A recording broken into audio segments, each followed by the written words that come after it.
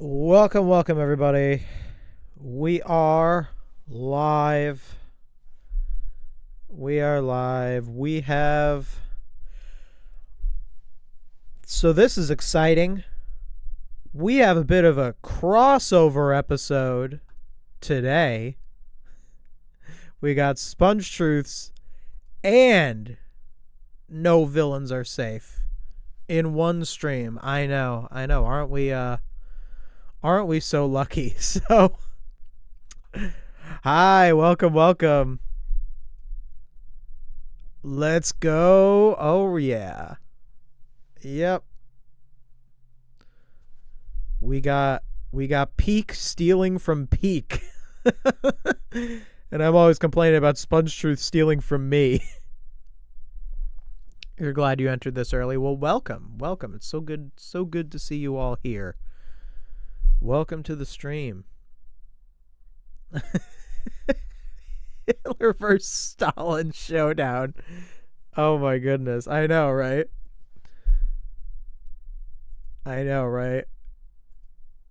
We have got something going on here. Okay. So I was going to cover I had a different SpongeTruths planned for today. Maybe we'll do it a little later, depending on how long this one goes, but I feel like this might be a long one. So, I was visiting our old pal SpongeTruths, and I saw this little thumbnail right here. This is the newest SpongeTruths video at the time of this stream. And I was like, that looks familiar. This whole 1,000-something violations, and I remembered our old pal No Villains Are Safe, who loves this kind of thing of thousands of years or whatever, thousands of violations, thousands of years in jail. So No Villains Are Safe, their thing is like the whole, like how long does X character go to jail? I guess they don't do it as much anymore because they've already done it. But yeah, this is what we looked at in a previous stream, was how long would SpongeBob's prison sentence be. No Villains Are Safe. Basically, their strategy, their whole MO is they take like a fictional character, a cartoon character, a recognizable character, and they say, how many years in jail will they go? How many years will they spend in jail? Or how many... what are these other ones? How many schemes did Stewie and Brian do? Ooh, how many donuts is Homer Simpson eating? And basically, the strategy is you take a big number of a thing that can apply to a character, and then you make a long video, and the video itself is just recapping episodes and saying numbers. That's the whole thing. It's worthless. It's garbage content. You should not waste your time watching it. It doesn't do any good. It doesn't... Content like this, it does not expand your mind. It does not teach you anything about the show or about the characters. It is I actually like the idea of counting every time Homer eats a donut. But, think about it. Is that really that interesting? And does it really warrant... How long is the video? A 35-minute video. Does it really warrant that? Literally, you just, all you'd have to do, how many donuts has Homer eaten? You just go through the show and count how many donuts he ate. And then you just put a number. Right? Am I missing something here? What else would that be? What else would fill... What would possibly fill 35 minutes of how many donuts has Homer eaten? What are you actually commenting on? And because I saw the SpongeBob video and I know what this video actually is, it's just recapping episodes that are vaguely related to donuts, and then they say he ate this many donuts, and that's the whole video. That's not an interesting... sure, if someone went through every Simpsons episode and counted every single donut that Homer ate on screen and were like, yeah, Homer ate actually... Well, not 101 million. That would actually make... The number also makes it make less sense. 101 million is silly, because on screen... what are you actually counting? How many donuts the character has ever eaten in his life? Canonically? Is it every time he's eating a donut on screen? Because if it's every time he's eating a donut on screen, it's not going to be 101 million, right? That's just preposterous that it would be that many. Seems like a good idea for a YouTube short, but not a 30-minute video. Yeah, like, or like, it just would be like, I looked through all, like, it just doesn't really work. Like, it sounds interesting. It's like, oh, how many donuts has Homer eaten? And then you click on it because you're curious, and then it just starts recapping episodes, and it's lame, but it's like, you've already clicked on it. It's like, what else are you going to do with your day? And now you're watching this worthless garbage when you probably could have been watching something a little better. So yeah, that's No Villains Are Safe's thing. So No Villains Are Safe, that's kind of their whole deal, is saying how many this to fictional character. It would be a better tweet than a video. Yeah, exactly. So SpongeTruths is a little different from No Villains Are Safe. SpongeTruths, first of all, really only cover SpongeBob. I think they only cover SpongeBob. SpongeTruths. And SpongeTruths is kind of a smorgasbord of different kinds of videos. They're mostly, I think, supposed to be analysis videos, kind of like what I do on my channel. Like reviews of episodes and stuff. It seems like there's also, they do like theories, but they just steal theories from other like channels. Like they have one that's literally just, it says skin theory, and I haven't seen that one yet, but it's basically just steals other theories that other people came up with. We watched last week, some of the videos on SpongeTruths are literally just fan fictions, like, or it's just like random data from the show. Like this is the other one I thought about looking at that I probably will look at later. How many characters were killed off in SpongeBob? Like just like listing characters that I guess are canonically dead in SpongeBob. Even though SpongeBob's grandmother is not dead, by the way, but you know, stay tuned. We'll probably talk about that later. Yeah. So, what's another important thing to address here? Okay, so to talk about No Villains Are Safe, so there is a major difference between No Villains Are Safe and SpongeTruths. These channels are very similar in a lot of ways. The main thing that is similar about No Villains Are Safe and SpongeTruths is that they are content farms. They are things that put out very shallow videos for the sake of just getting as many eyes on them as possible and as much ad revenue as possible. When you watch these videos, they have no substance. They don't really make remarkable points. They do a lot of recapping of episodes. They are just meant to waste your time. They are, it's bad content. Like, it shouldn't exist. But another thing that is important to discuss with SpongeTruths and also No Villains Are Safe is the concept of, the other thing to discuss with these channels is, do they use generative AI to make their videos? That is a big part of these channels and the discussions around them. SpongeTruths is like, I'd say we can confidently say SpongeTruths uses AI. The voice is AI voices that I've heard elsewhere, heard not only on other channels, but you hear like on TikTok, very widely known AI voices.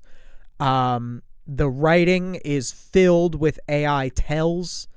SpongeTruths literally uses AI generated images in their videos. So like, why would the rest of it not be AI for using AI generated images?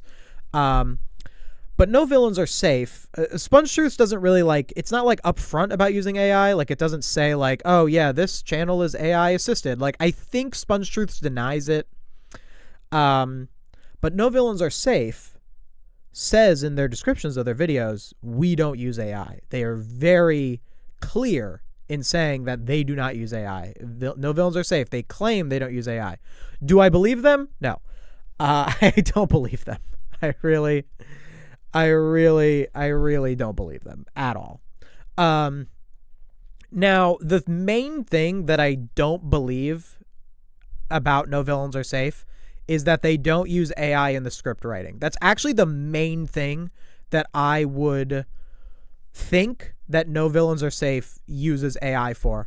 I would say that it's more likely that they use AI in the scripts than it is that they use it in the voice and in the thumbnails. We'll talk a little bit about the voice as we get into the video, because the no villains are safe voice is very jury's out on if the voice is AI.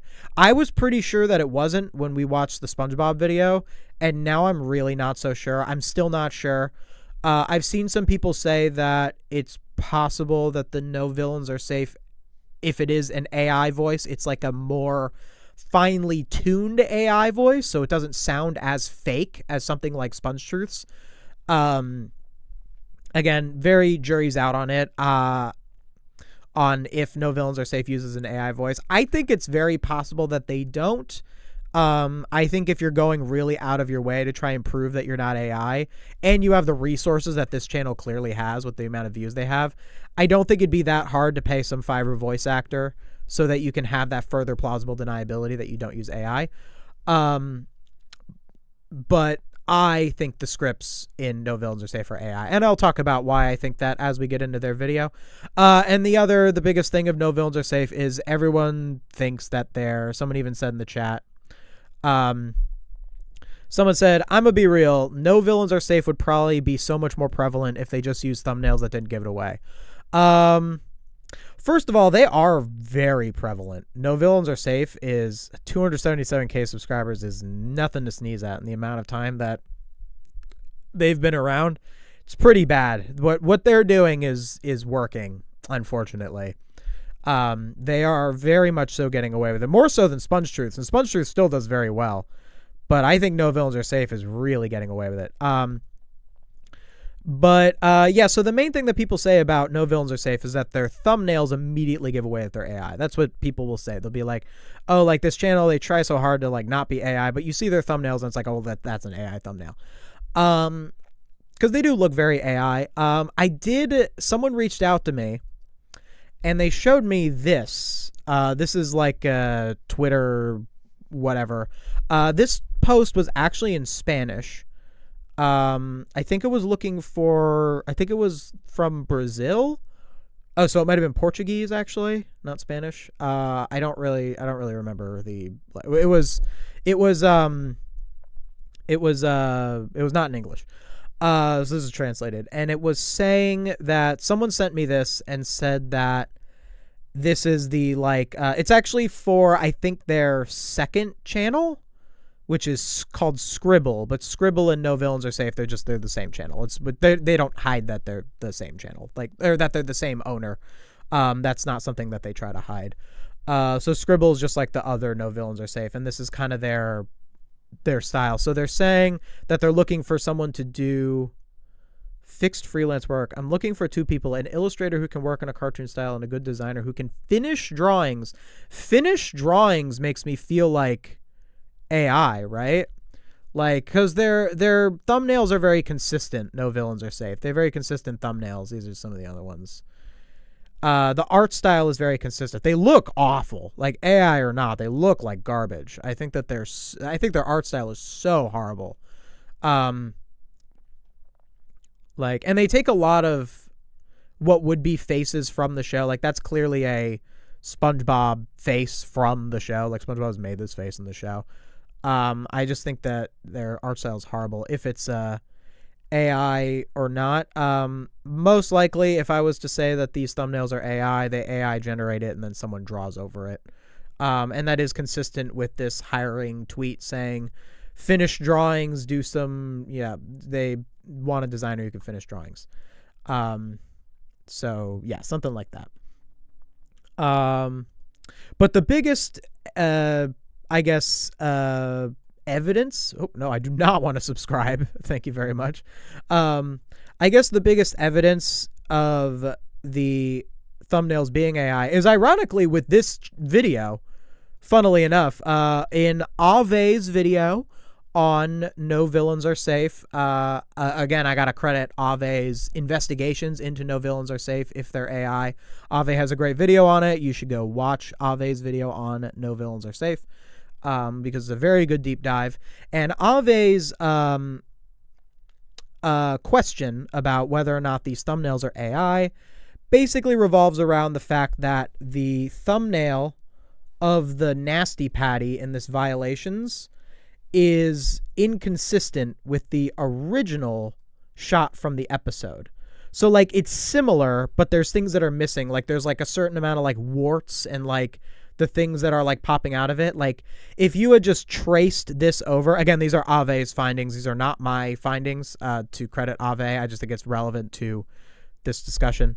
If you drew over this, if you were an artist and it was, okay, draw the nasty patty, you would just copy the exact placements of all of the things. But if you tell AI to make a drawing, if you say like, hey, AI, generate me an image based off of this, it would probably give you something closer to this with inconsistency. I think that there is some plausible deniability to it. Like, you know, maybe they drew it from memory. But again, if they drew it from memory, it actually wouldn't be that close. You know, like if you told someone, okay, like just draw the nasty patty from memory instead of like drawing it on model. Like if you're not looking at the nasty patty, you would probably get a lot of details wrong. But this has a lot of details that are correct, but they're just off. So that's kind of the main kicker of these thumbnails are AI. It's a shame how AI-filled SpongeTube has become lately. You need to filter for actual humans. I know. That's why you should watch my videos, because I don't use AI. But yeah. Pretty awful. They're barely getting paid for it too. $1,200 in that currency is a bit less than $230. Wait, really? Oh, I didn't even realize that. So the amount is $1,200 per month. Oh yeah, I didn't even think of that. I just saw 1,200. I didn't even realize it was a different currency. Because $1,200 per month is a good. This is a good pay for. I mean, it's not, you know, it's not exactly a living wage. Even if it was $1,200 per month, you're saying that's $230 per month for art? Oh my god, for their channel? No way. Wait, that's awful. They put out so many videos a month. That's like, on average, that's $230 a month they're paying their artists.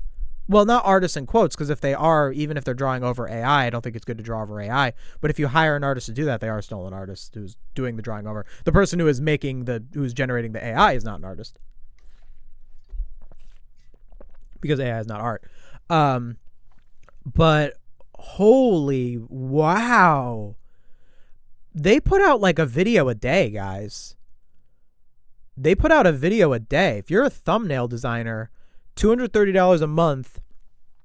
Let's say they do, let's even be generous, let's say they do 20 videos a month, and I think they don't, provided it's both Scribble and No Villains Are Safe.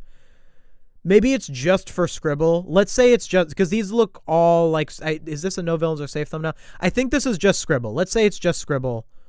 I think we should check. We should check how many videos Scribble puts out in a month, just to be fair to this. Scribble puts out. Oh, look, it looks like that's the completed of that 23 methods. It's a little different. Okay, Scribble, let's see how many. Let's see, 2 days ago, 5 days ago, 8 days ago. They post like every 3 days. So that would be 10 videos a month. 3 days. If they post every 3 days, that's about 10 videos a month. We can be generous and say that it's that. So let's say it's 10 videos a month. 10 videos a month at 1,200, which is actually $320. Is that what someone said? What's the exchange rate?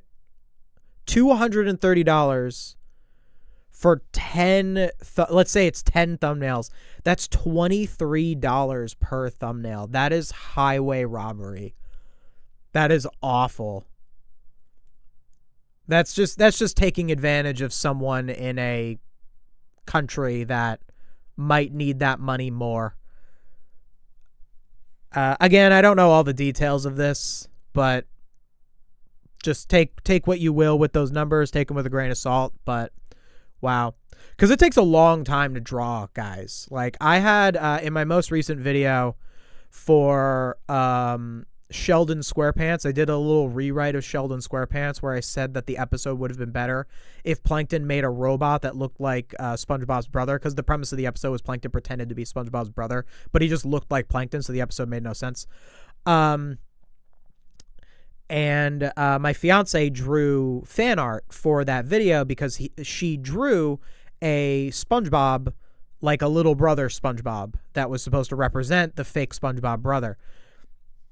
How long did it take you, Em? How long did it take you to draw that little SpongeBob brother? If she's paying attention right now to see the chat, but let me know how long it took you, because it probably took an hour and a half, almost 2 hours. Oh, almost 2 hours. That's less than I thought. I thought it would have taken you longer. About 2 hours for that drawing. Still, a thumbnail you got to do a little more with this like advanced stuff. Like, she just drew one model of a character who already looks like another character who looks like SpongeBob, so it was probably a little easier. So like $23 per video. They do 10 videos.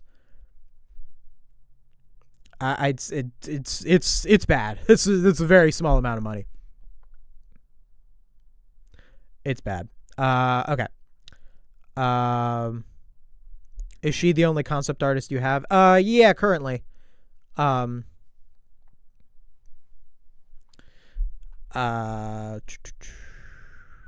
She's a great channel artist. She drew the little guy on for my icon, my little guy. Okay. Let's just get into this. So, okay, so no villains are safe. So SpongeTruths is... So, okay. So let's talk about SpongeTruths. So SpongeTruths is a very unoriginal channel.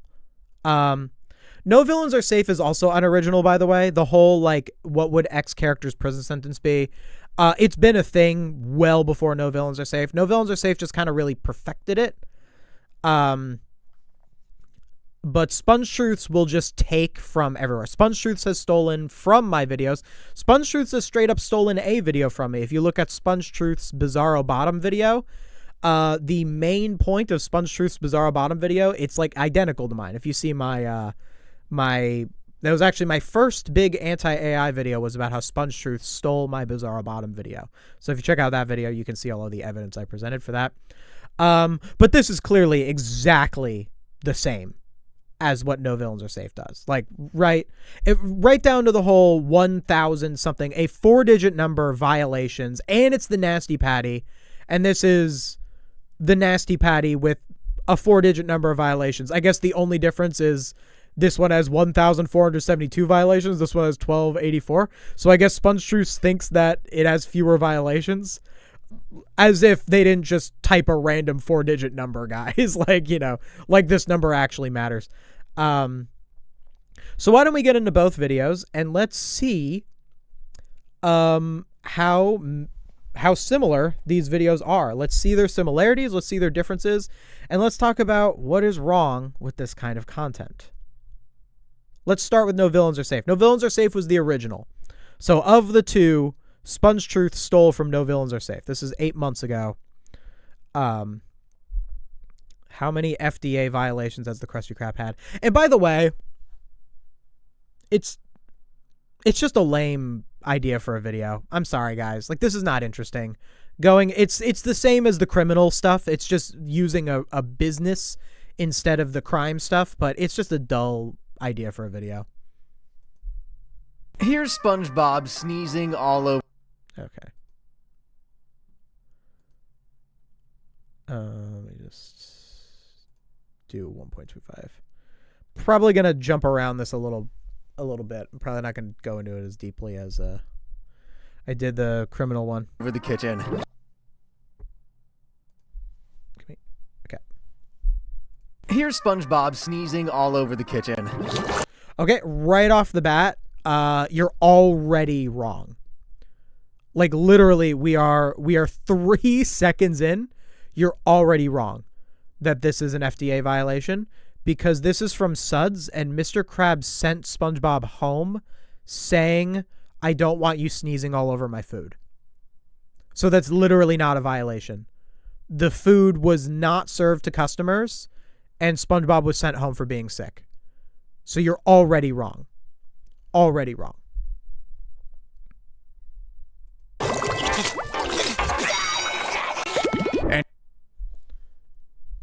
And all over the kitchen.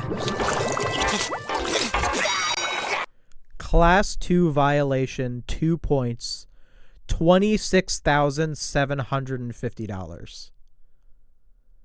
Well, at least they tried to like cite a real law. Like it seems like this might actually be, I don't know. I mean, I don't know if this is accurate. Am I going to check? Should I check? I don't know. Maybe it's if you want to think that this is right, if think it's wrong, I don't care. I'm not going to go look it up. Class 2 violation, 2 points, $26,750. Like, really? Come on. Come on. He sent him home. Wouldn't you only get the violation if you actually serve the sneezed on food to people? Just sneeze. Everyone who's ever sneezed in a kitchen is going to cost their company 26,750 points. What's the point of this? And here's the most diabolical Krabby Patty served under the sea. Is this how you get your sick kicks? What? It's just an ordinary Krabby. Oh my! Okay, so this didn't really happen because this is the algae is always greener. So this happened in an alternate reality. And I feel like you should acknowledge that, right? The whole point of this video is how many FDA violations has the Krusty Krab had. So saying if the Krusty Krab really existed, how many violations would it have had? I feel like factoring in that a thing didn't happen should be a part of this. But I think because I think AI wrote this script, that the AI doesn't actually understand that context. That the AI just went, this is one time where the show was gross, and here's another violation for your list. Another problem with this too is how would you actually, like, okay, this one says, so the sneezing on the food thing, I could have kind of an idea of where I could have gotten that from, saying it's a class 2 violation or whatever, and it's $26,000. Like maybe they just looked at something where it's like, yeah, a sick person sneezes on the food, and that's what your fine is. Like I can kind of put that together. But how would you call this a violation? What is this a violation of? Is it serving someone rotten food? Is it serving someone, like, is it actually saying if you serve someone a piece of food that had an eyeball in it? Because maybe that would make $122,000 make sense, but then that's more of a criminal investigation. You see the problem here? Like, you see why this is such worthless content? Like, it all doesn't make sense when you think about it for like 2 seconds. What do the points mean, though? That's probably an actual thing in, like, so like think about it if you have a driver's license and you're like speeding, when people speed and they get pulled over for speeding, they'll get what are called points on their license. And if you have a certain amount of points on your license gets suspended. I think it's the same thing with restaurants, where if you get a certain amount of points, you lose your license to sell food. I think that's all the points mean. But the points, it's just another number. So that was the like real answer is points, but the reason that they're counting points and money is it's just to give it another number. They do this in the prison sentence one because it's years in prison and fine that they have to pay. But a restaurant doesn't really go to prison, so they just put how many points it would get rather than a prison sentence. So it's just another number. Goodness! It's safe to say that the Krusty Krab certainly isn't ship-shape as far as food safety goes, but just how out of hand have things gotten? Well, today I'm going to be going through and looking at all the times the Krusty Krab would be on the receiving end of Oh, I also want to point something out here. I just noticed something. And have things gotten? Well, today I'm going to be going through and looking at all the times the Krusty Krab would be. I'm going to be going through and looking at all of the times Krusty Krab. All of the times that the Krusty Krab. Is it really all of them? Because in the SpongeBob prison sentence one, they didn't go over every single time SpongeBob did something that remotely could have been a crime. You just said all. I'm going to hold you to that.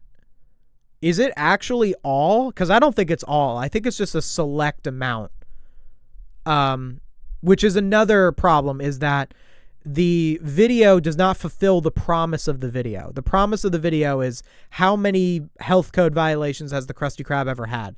But I am going to guess that it's not actually going to go over every single instance in the show where that happened, because that would be a much longer video. It would be a much longer video than 26 minutes. I think it's going to select certain amounts and recap those episodes and then give a number and then act like that's all of them. On the receiving end of FDA violations, ranking them from Class 3 to Class 1, the former scoring 1 point and the latter scoring 3. So let's see if the Krusty Krab scores enough to be shut down for good. Let's see if Krusty Krab. Let's see if Krusty Krab. This is common. I see this in SpongeTruths a lot, which speaks to No Villains Are Safe being AI, by the way, or No Villains Are Safe having AI scripts. The restaurant is called The Krusty Krab. Like, when I write a video on my channel, I would say The Krusty Krab. Like in my Krusty Krab destruction video, where I ranked every time the Krusty Krab got destroyed, I said The Krusty Krab when I referred to the Krusty Krab. I didn't say Krusty Krab, but I think AI calls it Krusty Krab. And the reason it does is because the restaurant is called, it just says Krusty Krab. I think on the sign, does the sign for the Krusty Krab just say Krusty Krab? Let me actually look at the actual image of the restaurant. Krusty Krab. Oh no, the front says The Krusty Krab. Why do all of these videos say Krusty Krab instead of The Krusty Krab? It does say The Krusty Krab. On the actual sign, it says The Krusty Krab, but all of these videos do this, where they say Krusty Krab. Everyone says The Krusty Krab. I could see videos working at this length if you disclosed it was limited to classic SpongeBob. I guess. I feel like you're kind of copping out at that point. I feel like if you're going to do this, you should actually do it. That's my philosophy, is like, if you're going to do it, just do it. Like, actually commit to the video that you promised your audience. If you're going to do a channel where it's how much is X character's prison sentence, you have to go over every single time that character did something prison worthy. And these shows have hundreds of episodes. Yeah, it's hard. Maybe don't do it then if you can't actually fulfill the promise of your video. Like, don't do this half-assed version of it. Who cares about Krusty Krab is spelled without the? My point is that in these scripts, so SpongeTruths, we know SpongeTruths is AI. There's no ambiguity. SpongeTruths is AI. Come on, guys, you know. And in SpongeTruths videos, it says Krusty Krab. It was closing time at Krusty Krab. And this channel, which denies AI a little bit more, like, look, it's proudly producing clean content free of AI. Very big on saying that their content is not AI. They really like to say that, like, this channel wants you to think it's not AI. And I think that Krusty Krab without the former scoring 1 point and the latter scoring 3. So let's see if the Krusty Krab scores enough to be shut down for good. Starting with the time SpongeBob and Mr. Krabs pretty much because the characters say Krusty Krab. That's possible. That is possible. They're just programmed with data from common restaurant names, most of which don't have the. That does make sense. So let's see if the Krusty Krab scores. So let's see if Krusty Krab. That's just very similar to SpongeTruths. There are a lot of similarities to SpongeTruths, by the way. I will point them out as we see them. And we're also going to watch the SpongeTruths right after. So I think that'll also help us see how similar SpongeTruths is to this this channel that claims it doesn't use AI. Enough to be shut down for good. Starting with the time SpongeBob and Mr. Krabs pretty much killed the health inspector. Now, so this is the lowest. They're starting on, because it looks like, because they're getting bigger. So it looks, well, I guess they don't always do it, because in the prison sentence one for SpongeBob, they didn't do least severe to most severe in the prison sentence one. At least I don't think they did.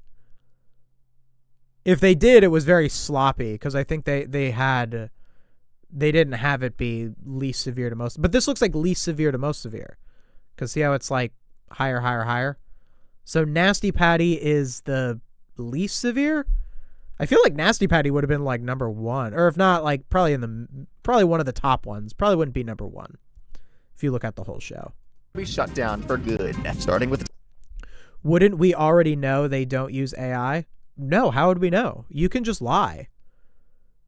No, that's the scary thing. Like this isn't like a big corporation or anything. Like if you have like it's not like SpongeBob. Like I'll get some comments on my videos where I talk about like bad modern SpongeBob episodes, and people will actually say, they'll be like, yeah, the modern SpongeBob episodes are written by AI. And it's like, no, they're not. The modern I mean, it'd be a hell of a conspiracy.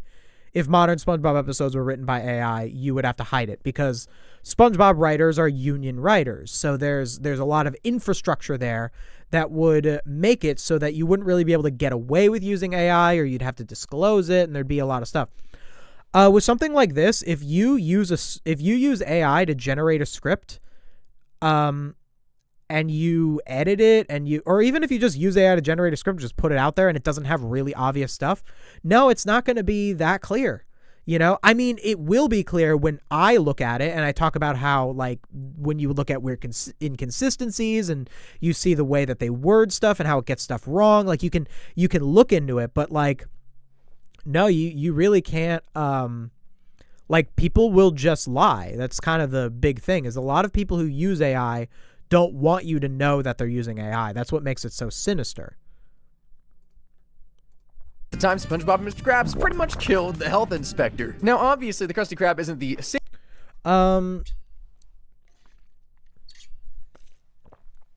So they opened by saying they almost killed the health inspector. The Nasty Patty didn't kill the health inspector, or didn't almost kill the health inspector. The health inspector didn't eat the Nasty Patty. So we don't know if the Nasty Patty would have killed the health inspector. Safest place for health inspector at the best of times, but that gets taken to a whole new level in the episode Nasty Patty, when one shows up and surprises the Krusty crew. Change your underwear! The health inspector's here! We've got to do everything in our power to... This is another thing that they do. I'm not going to harp on it too much. I already talked about enough in the SpongeBob video, but they always will take whenever... watch this. Surprises the Krusty crew. Change your underwear! The health inspector's here! We've got to do everything in our power to make sure he passes the Krusty Krab. As you heard. So look at all, like they just put all of that. They didn't need any of that in there. They only put that in to pad out the video. They put in a lot of footage from the actual episode. So all you have to do as the person is say the health inspector is inspecting the Krusty Krab. You don't have to put in the scene where Mr. Krabs actually says it. It's not necessary. They only do it to pad out the time. Did they just talk about Nasty Patty and immediately show a clip from a totally different episode, a different season? I think they just did that to say, like, the Krusty Krab isn't the safest place. I don't think that's too out of place. I think they specifically had to show a different season for that. Krabs is pretty worried about the place being shut down, so he sends SpongeBob out to pamper the health inspector. You know. Again, just like, they're just recapping. We'll move on. See if real smooth, SpongeBob. Well, it seems to work, to be fair to him, as the inspector orders one of everything on the menu, and the pair don't hold back in serving him food. Try the crunchy kelp dog. The butter barnacles are a touch of heaven. How did we do today? Krabs just yes, they just go through so much. Like they just always say, okay. Food. Oh, they're actually saying. Oh, wait, they're actually saying that this is a violation. Butter barnacles are a touch of heaven. How did we do this exquisite diet red hot? Them fried, please, gentlemen. Wait, what are they saying the violation is there?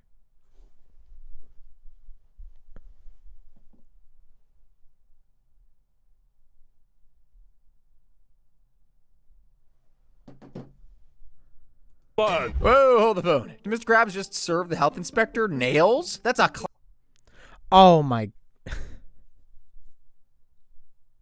It's a cartoon, man. It's a cartoon. What's with the weird zooming in and out? It's engagement bait for iPad kids. A lot of the views from these channels is children. So when you have little kids who watch like YouTube on their iPads, stuff that has a lot of zooms and a lot of moving in and out is it just keeps kids watching for longer, and that's just a large amount of their viewership. It makes the fact that the thumbnails are kind of like creepy, both on this channel and on SpongeTruths, even worse. But that's why. Like, you do kind of need to, like, I do a lot of stuff in my videos where I have stuff zoom in and out and like pop in and stuff. You do want to have a certain amount of pacing in your videos, because it does keep viewers engaged, whether they're kids or not. But when they overuse it, when you see a lot of stuff moving in and out, it means that they're trying to get a lot of kids to watch. Class 1 violation already, and he just walked through the frickin' door. Despite his spiky snack, the health inspector goes on to eat what the crew gave him, and it... What did they say that was going to charge them? With a diet red hot. Class 1 violation, 3 points, $89,000, because there's some nails in the... Why are there nails in the animation here? That is kind of odd on the part of the animators, because they were supposed to be feeding him good food here. Like, they weren't feeding him like garbage food. So it is weird that there's nails here. Is that like an animation error or something? Or like the animators didn't understand? They might have mixed it up with like the Nasty Patty and they animated like a food that had nails in it. It's very weird that there are nails here, because there's really no reason that there should be. I wonder if that's a miscommunication with the animators, that maybe the animators got confused and they thought that this was supposed to be the Nasty Patty, so it had nails to like simulate that it was the Nasty Patty. That's very weird. It's very odd. Yeah, I've watched this many times and never saw the nails. Yeah, it's like blink if you miss it. But class 1 violation, 3 points, 89. Like, where are you getting this from? What is it that you put nails in someone's food, that you force fed? I thought they were saying that the violation was that they force fed him. Like, they came up and they were, like, putting the food in his mouth. Because wouldn't that be, like, a crime, too? Like, why not? Like, at that point, just say that. Just be like, oh, yeah, if you go up to a health inspector and you literally force the food into their mouth, that's, like, assault, right? Like, why don't we just add that? I guess it wouldn't be an FDA violation. I guess it'd be more of a criminal violation. I don't know. It's a bit much. Like, I just think there's a place to take cartoons seriously like this. Like with the nails in there, like with what the violation would be. There is a place for it. But that place should not be to just put a random number on the screen. The point of taking cartoons really seriously should be to teach your audience something. To teach them about the law would be one great way to do it. If you like actually want to talk about like restaurant law and all that, you could do that, but this is just not it. Them fried, please, gentlemen! Whoa, hold the phone. Did Mr. Krabs just serve the health inspector nails? That's a class 1 violation already. And it looks like they're in the clear. They just need to give him one last Krabby Patty, but before they do, some breaking news hits. Be on the lookout for... Obviously think that this... Well, if there's one surefire way to make Mr. Krabs angry, it's taking his stuff for free. The boys obviously think that the health inspector of all time. Oh, hold on! I showed my friend who is a law student no villains are safe, and unsurprisingly, everything is wrong. Yeah, that just makes it that much worse, that, like, it's not even correct. So, like, what's the point of this? If the numbers aren't even correct, why are they even there? I used to watch these videos. Probably a lot of people did. They're designed to trick you. Don't feel bad if you ever watch these videos. Watch my videos instead now that you're watching me. I think maybe the nails have to do with the names of what they're serving, and knowing the SpongeBob people, they probably added that for the funnies. Maybe, yeah.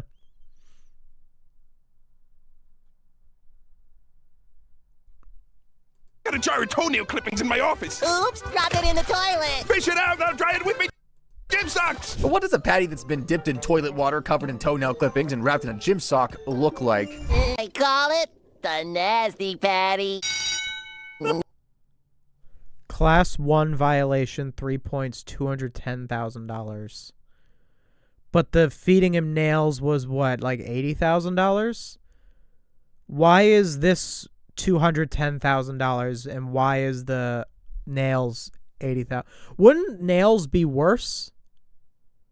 I think feeding someone nails would be worse if we're taking it that seriously. The Nasty Patty, I guess it has like toenail clippings in it, like. The Nasty Patty's just rancid food, But feeding someone nails, I think, would kill them. Like feeding someone nail, they choke. That's much more dangerous. So why would this be 210,000 and the other one would be 80,000? I know the actual answer. It's because they're just making up numbers. And the nasty patty seems worse because that's the subject of the section. You can't have the nails, which was just a random thing they added because they noticed it in the animation. You can't have the nails be that much because that's not the main point.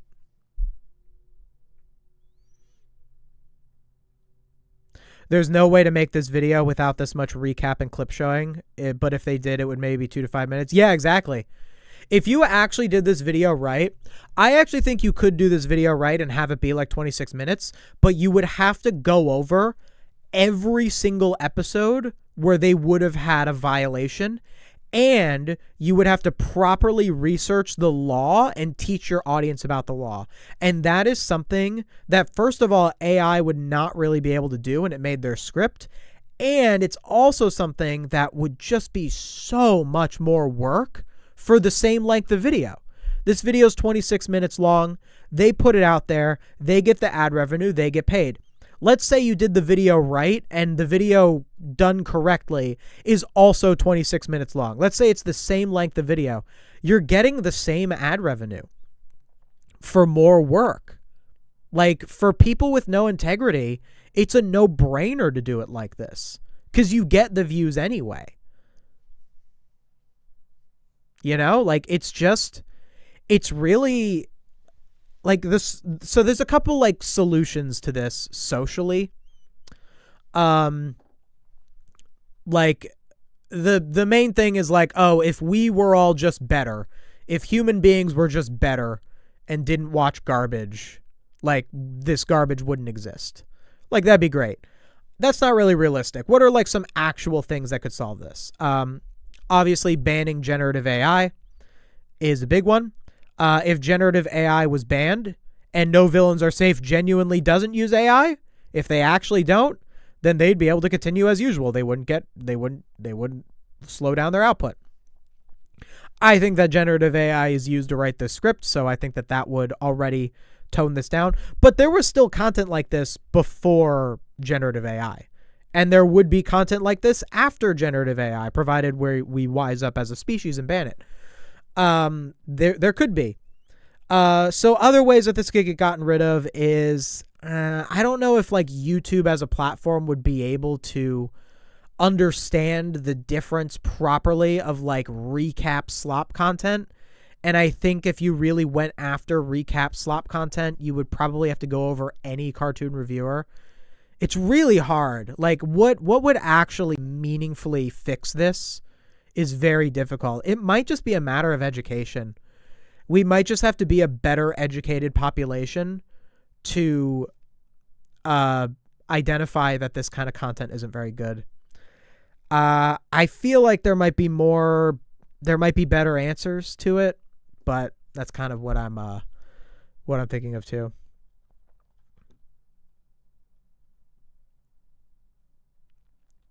In my opinion, using it to write is the worst option of the type of generative AI.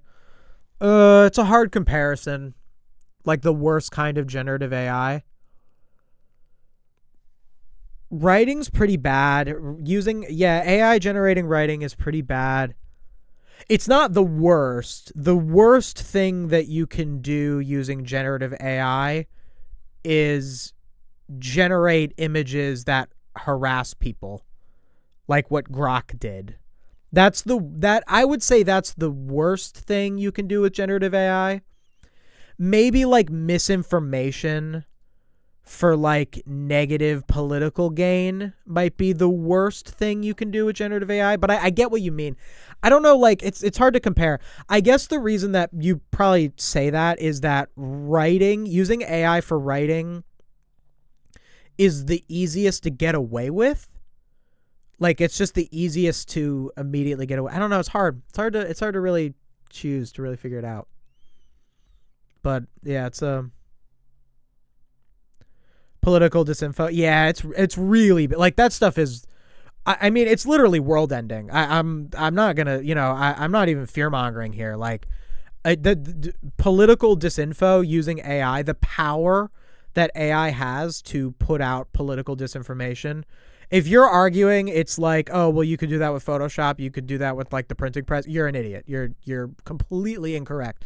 The power for AI, especially if it gets better than this, to do political disinformation is world ending. It is an existential threat on par with nuclear weapons, because it'll make people fire nuclear weapons. Imagine you convince a world leader using AI that a nuke was dropped on like a city in their country, and they end up firing like that. That's all it would take.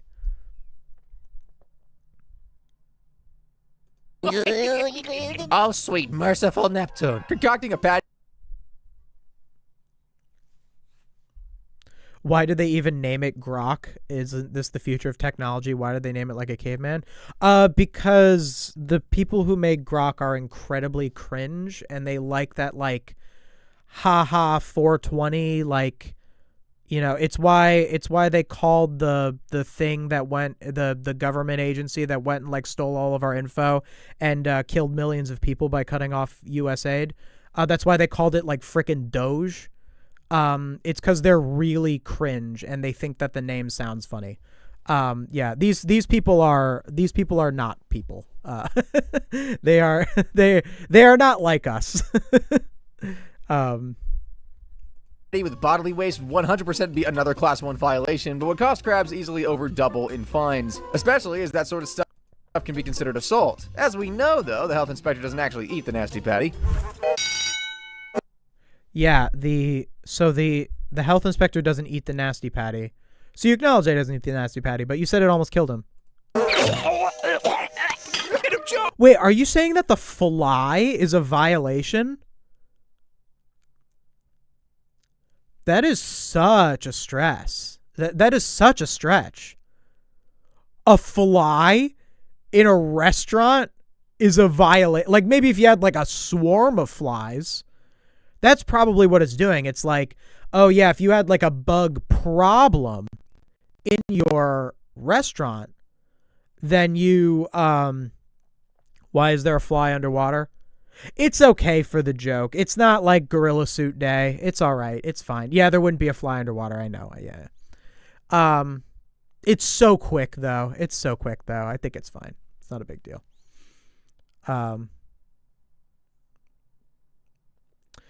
Oh yeah, that is absolutely the worst use of AI. Just in my opinion, generative writing AI literally has no benefits. With AI images, you could argue be used as a base. I actually would argue against that. You should not use AI images as a base. It's diminishing returns. So when you use AI to like generate something and you use it as a base, the part of it that was AI generated was made without human intent and therefore weakens the entire thing. And there are so many models out there that you can use as a base easily. Yeah, no, I wouldn't argue that. I think that's not a good, yeah, don't argue that. There is no use for AI images, just as there's no use for AI writing. AI generating anything is never a net positive. It never is. It's always a net negative. Hey, thank you for the super chat from the Game Master. Hey, Jackson, how's your day going? It's going a little bit better because you sent me a super chat. Thank you. Appreciate that. Also, make sure to go into the description and subscribe to Jackson Finelli Podcast. That is where I post the edited stream segments. So make sure to go subscribe to Jackson Finelli Podcast. Also, do not forget to like the stream. Make sure you like the stream. It does help out a lot. Okay. Well, that fly would still be a violation, granted on the lower end, and most likely no monetary fine, but the Krusty Crew better keep their insect population to 0. Anyway, after the fly, Krabs and SpongeBob think they've killed the health inspector, and guess what? He's not fake. We interrupt your laughter and he's real. They take his body to the graveyard. There where he... Time for the This was also in the SpongeBob video. police to pull up. Can I lose my cool now? Wait, but there's no reason to go over this part. Like, they're recapping the episode where they tried to hide the body, but that's not an FDA violation. That's just a crime.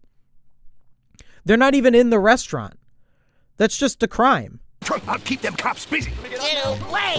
They get a ride back to the Krusty Krab, but their guilt is eating them alive, and when the cops ask for some ice that's in the freezer where the health inspector's body is, they crack. Okay, I can... Like, is that really an FDA violation at that point? I think if you're hiding a body in the freezer, you're kind of beyond FDA violations there. Yeah, why is this mentioned? Yeah, there's no reason. SpongeBob killed him! You can't pin this whole rap on me! He would have killed me too if you hadn't come along. It's all Mr. Krabs! I think the violation would be putting him in the freezer where food is supposed to be.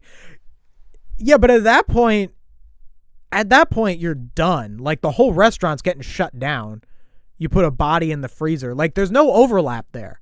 What would the overlap be? There's a body in the freezer. The restaurant's getting shut down. That's not a thing. Can AI voice crack? Did he voice crack? Where was it? Cops ask for some ice that's in the freezer where the health inspector's body is, they crack. Okay, I confess! That did sound a little bit like a real voice, but the leading theory is that they tune the voice. You can do. I don't know a lot about AI voices. I don't know enough about AI voices. I'm leaning towards the possibility that AI voices are not advanced enough to do what the voice in this video is, and it's very plausible that No Villains Are Safe would just pay a voice actor rather than because it leads more like if you have a really obvious AI voice, it's gonna be a lot harder for you to claim that you're not AI, but you can get away with AI writing a lot easier because you just have AI produce the first draft of the script and then have a person go over it and get rid of all the times where it says like it's not this, it's this. Like they get rid of most of the tells. You can't get rid of all of the tells, which is why I notice stuff like, you know, when it calls it Krusty Krab instead of the Krusty Krab. But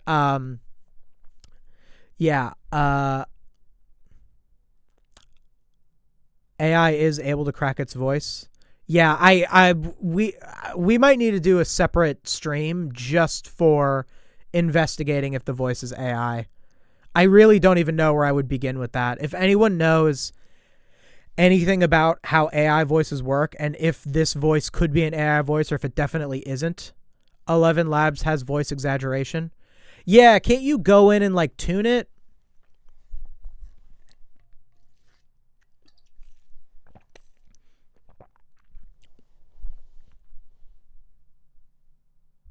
SpongeBob killed him! You can't pin this whole rap on me! The Toadette plush is gone, is it? Oh, it doesn't fit in this set. The Toadette plush is just in my because I'm only in a square. Flixtoon had voice cracks. Flixtoon is absolutely Flixtoon's now Abyssal Tunes. Absolutely AI. It had voice cracks. I just can't tell, man. I just can't tell. I can't tell if the voice is AI. It's kind of bugging me because the voice actor, if it is a voice actor, they are a bad enough voice actor that they like kind of could be AI. You know what I mean? Like they're not good if they're an actual hired voice actor. Like they're not good at it. Like I mean like they're serviceable, like they can speak. You know, not a lot of people can speak in the way that would be a serviceable YouTube video. But AI can. AI can speak in a way that is a serviceable YouTube video. AI can't speak with human intent. And AI doesn't speak in a way that's very meaningful. But this voice actor, if they're a real voice actor. Sorry about that. The voice actor, if they're a real voice actor, doesn't speak very well either. So they might as well be AI at that point. This is not to say that an AI voice is as good as a real voice if that real voice isn't very good. If you think you're not that good of a voice actor, you should still voice your own videos. It's still better to have a poor real voice than an AI voice. I am just factually stating that a poor voice actor and an AI voice are kind of indistinguishable. The delivery just feels a bit off to me. It really does kind of sound like what an AI voice would be. Like, I just don't know. Would have killed me too if you hadn't come along. It's all Mr. Krabs' idea. Also, I Obviously, can't find any. him. I also can't find any info on the voice actor. I really can't. I look up who's the No Villains Are Safe voice actor. Is the No Villains Are Safe voice actor AI? I have no idea. Like, I need No Villains Are Safe voice actor, if you're out there, like, show yourself. I don't know, make a video of your face so that we know that you're real, because I really don't know. A lot of people think it's really AI. A lot of people think it's AI. I had this video on in the background while cleaning, didn't read it as AI. Always pay attention to media, kids. Technically, we don't know if it's AI. No Villains Are Safe. I can't even fully say that it absolutely is. I'm really certain about the scripts, though. I'm not gonna like bet my life on it, you know, but like I'm pretty certain about the scripts being AI for No Villains Are Safe. Honestly, like, even if it's not AI, this content's garbage. You shouldn't watch it. It's not good for you. How many ideas did No Villains Are Safe steal? They recently did a video that was like classic Peter Griffin would hate modern Peter Griffin, which is a ripoff of Ave's classic SpongeBob would hate modern SpongeBob. And the whole what if X character got real prison sentence is not exactly original, but I don't know if they like specifically like stole like lines from real videos the way that SpongeTruths has absolutely stolen videos from me.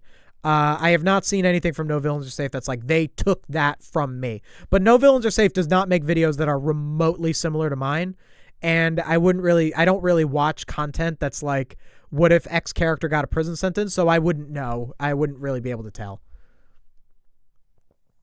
He just took one nasty bump to the head, and he's finally come back to the land of the living. Take that, zombie! Die, zombie! Good police work, Officer Nancy. Make that 3 nasty bumps on the head. And at the risk of being hit again, I present you with this.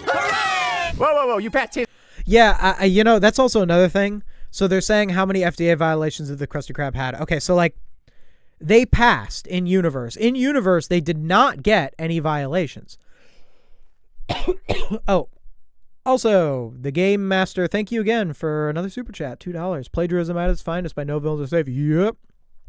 What was I saying? Oh, in Universe, they passed, so they didn't get any violations. So how can you argue that they got violations for the Nasty Patty, for the nails in the thing, for the fly, if in Universe they didn't actually get charged for it? Now, there's a couple ways of looking at a video like this within the story of the video. Is the point of the video, what if real world laws were applied to what happened to the characters? Like, for example, the health inspector didn't know that the Nasty Patty was the Nasty Patty. So the health inspector did pass them, but what if the health inspector did bite into the Nasty Patty? Would he not have passed them then? They still made the Nasty Patty. So if they did get caught, I guess you could still count it. Because I think the point is, even if the characters don't get caught, you could still argue they should have had this violation if they had been caught. I did reject some of the premises, like in the SpongeBob video, what would SpongeBob's prison sentence be? They literally counted Free Balloon Day. They put them stealing the balloon as Free Balloon Day as theft. And I was like, no, I reject that. In Universe, they did not, it was not a crime. I could maybe let them off the hook for the Nasty Patty because the health inspector didn't eat the Nasty Patty. So if he did, it would have counted for so-and-so. Obviously, the numbers are all nonsense. This is all recapping. We all know this. But I could put that out. Inspection, not this one. I found 3 violations in that episode, and 2 of them could have the Krusty Krab closed down for good. Plus, outside of the potential legal costs from the health inspector, Krabs would be fined $299,000 by the FDA for feeding his customers nails, both metal and toe, and of course allowing flies into his establishment. It's not feeding his customers nails, both metal and toe. That sounds a little like a human written line. I feel like an AI wouldn't be able to come up with that line. But, you know, like I said, I think that AI writes the base of the script, and I do think that a person goes over it. Because No Villains Are Safe absolutely does not sound as clunky as SpongeTruths. SpongeTruths sounds so clunky and sounds so AI. There's so many, like, you know, you ever seen like a TikTok where someone like is pretending to be an AI? You know, where they make that, where they're like, they talk in like the voice and they like, and there's like certain ways that AI talks that we all know that it talks like that now. SpongeTruths sounds kind of like that. No Villains Are Safe, to be fair, doesn't sound like that. They really don't. But there are a couple tells in there every so often that I think are pretty damning. But so that makes me think that they go in and they edit it to make it sound like it's not AI. And I feel like that line is something that a human would come up with. Always the most obvious stuff like spoiled food or trash that gets you in hot water with the Violation compilation. FDA. When you got SpongeBob working for you, anything can happen. Like him randomly finding a ridiculous wig. Hi, Patrick. How do you like my new look? I'll save you! But the So they're saying that the wig getting, that's a violation. Oh, also the wig was found in the dump if you need any more evidence. Krabs gives him a hairnet, but the meaning probably was that correct? the fact that there's just so much hair and that it's likely not even human, meaning fake, meaning probably toxic. Oh, also the wig was found in the dump if you need any more evidence. Krabs gives him... Was the wig found in the dump in that episode? I think that's an incorrect detail. It flew through the dump. It flew through the dump, right? I feel like I want to watch the actual episode. I think I'm going to check the episode. I'm going to put in the... If you're watching the segment, I'm going to put the answer. But if you're watching the stream live, I haven't checked yet. I'm pretty sure SpongeBob didn't find it in the dump. I think didn't it fly through the dump and then it floated to SpongeBob? This episode aired all the time back in the day. This episode drove me nuts. I hate this episode. Not even because I think I actually haven't watched this episode in a very long time, so I don't even remember if it's a bad episode, but this episode aired, I feel like every time I turned on the TV, it was freaking wig struck when I was a kid. So I hate this episode for that reason, but more than the Splinter, probably not. The Splinter aired a lot back then too. Splinter's pretty bad, but this episode aired all the time. I think maybe it's because the Splinter, I would like change the channel because the Splinter was so gross. I would change the channel. But like Wigstruck was just boring and dull, but it would air so much. I'd be like, well, whatever. And I wouldn't change the channel. So maybe that's why I hate Wigstruck more. People are saying that it flew through the dump. It flew through the dump. SpongeBob didn't find it in the dump. Okay. Incorrect detail. Incorrect detail. A hairnet, but the damage is already done. A few hairs isn't that bad in the grand scheme of things, especially compared to the time SpongeBob went on vacation and Patrick took over his job. Wait, they why not? Okay, so look at this shot. Funny that they remind me of this shot, because again, I haven't seen the episode in a long time. I wouldn't have remembered this. So there's a bunch of spiders that are crawling in the hair. Why was one fly a violation, but you didn't count these spiders as a violation? You just counted the wig hairs. You didn't count the spiders. Isn't that bad in the grand scheme of things, especially compared to the time SpongeBob went on vacation and Patrick took over his job.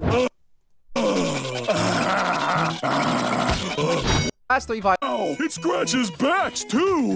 Sorry to get all fancy on you, but if it's a job worth doing, don't Hey, Pat. It's time for your lunch. Okay, stuff them so on this is steel, like just or kind of risking their simple death. stuff here. Stepped foot into the Krusty Krab. That's something else entirely. Yeah, so a lot of this is going to be very samey. I'm not going to sit here and go over all of it and just like it's recapping. It's just saying things. Crab. Home of the Krabby Patty. If you aren't up to speed with Sponge's story, basically this is him applying to be a part of the Krusty Crew. But when he goes Fry cook. tries to sell himself to Mr. K, Squidward talks him out of giving him a No. Prove I'm fry cook material. sell himself. The little guy saying Spatch chance of getting the work and let him down easy. Krabs gives him the impossible task of finding the world's most insane spatula. Hydro dry. All right, By a bunch of recapping the pilot. special spatula that can serve up some food for these hungry customers. Someone or important. Does best, although let's just say his practices aren't the cleanest. Yeah, he steps on the. I sure like. It's so dull though. Like, so they animate the sequence, and he walks over the food because the animators are communicating that he's in tandem with the food, and he's dancing over it. And you're looking at it, and you're going, Class 1 violation, charge $100,000. Like, it's so dumb, man. Can't they just? can people not be creative anymore? You know what this is? This is a little Burger King foot lettuce. I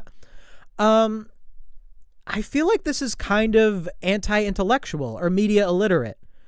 Like, it's kind of, I feel like when you take the show this seriously, and they're like, I know the reason they're doing it.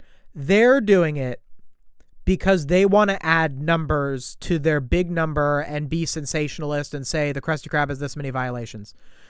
But there's actually a byproduct to this. Like, the No Villains Are Safe is not trying to be media illiterate here. They are.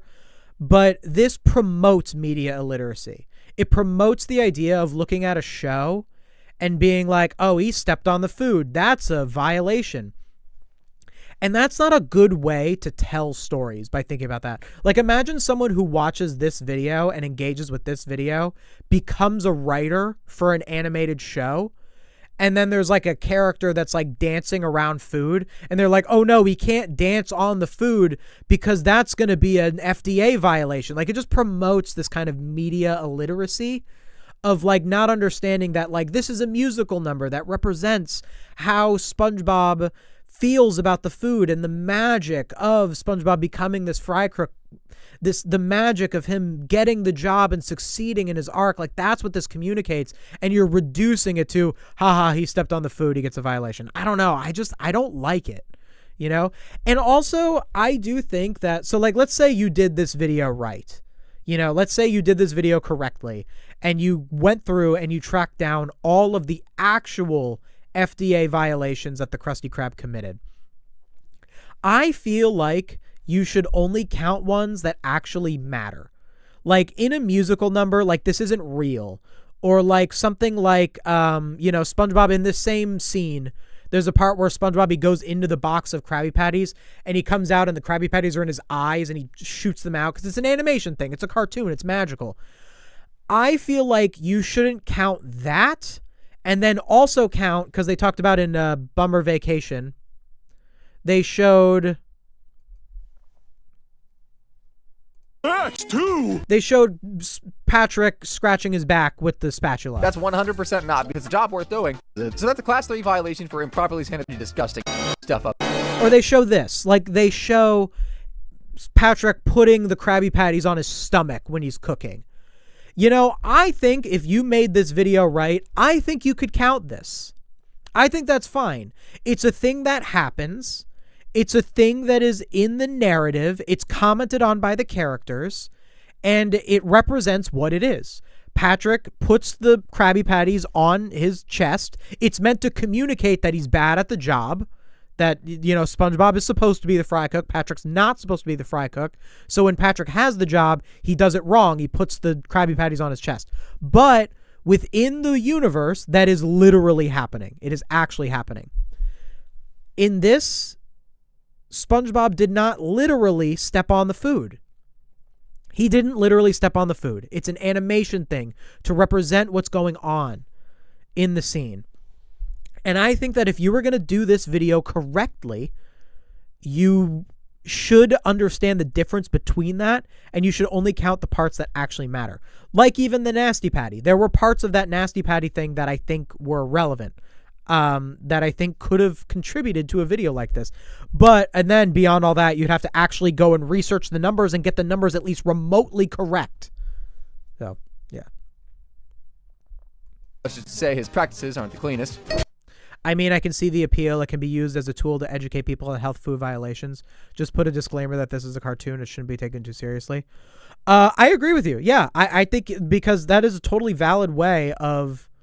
Yeah, you could say I'm using this video to show you about health code violations and what they would look like. And then talk about how I feel like you wouldn't have to do a disclaimer about this is a cartoon, it shouldn't be taken too seriously. I never liked that. There's a couple of videos about SpongeBob. They're not videos like this, but there's some videos on SpongeBob where they're like political videos, like where they say like how SpongeBob taught me about capitalism, and they talk about like Mr. Krabs being greedy or whatever. And a lot of videos like that, they'll at the beginning they'll be like, this is just like a silly cartoon video. We're just talking about a cartoon. Like, no, like own it. Like, you should own it. I don't think you need to say it shouldn't be taken seriously. I think we should take it seriously. I think it should be like, yeah, this is about FDA violations. Let's talk about violations. Let's talk about how this show that's about primarily a restaurant communicates health code violations. I think that that's great.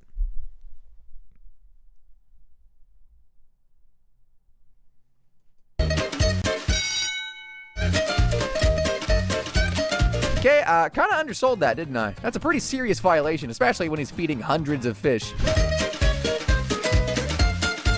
Is it more of a violation if you feed multiple?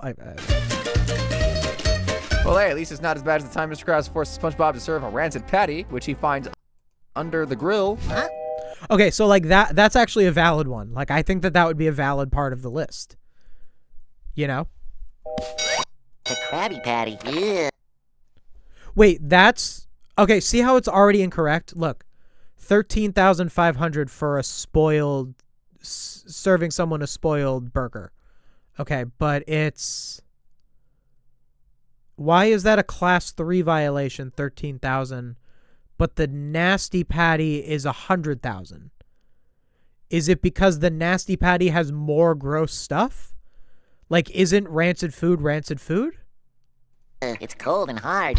This could have rolled under there years ago. So they haven't cleaned under the grill in years? Let's chalk that up to another class 3 violation right there. But like I say, Krabs forces Sponge to... Wait, are you saying the violation is just that they haven't cleaned under the grill? Oh, is that what it's saying? Is it going to be a different violation for the actual patty?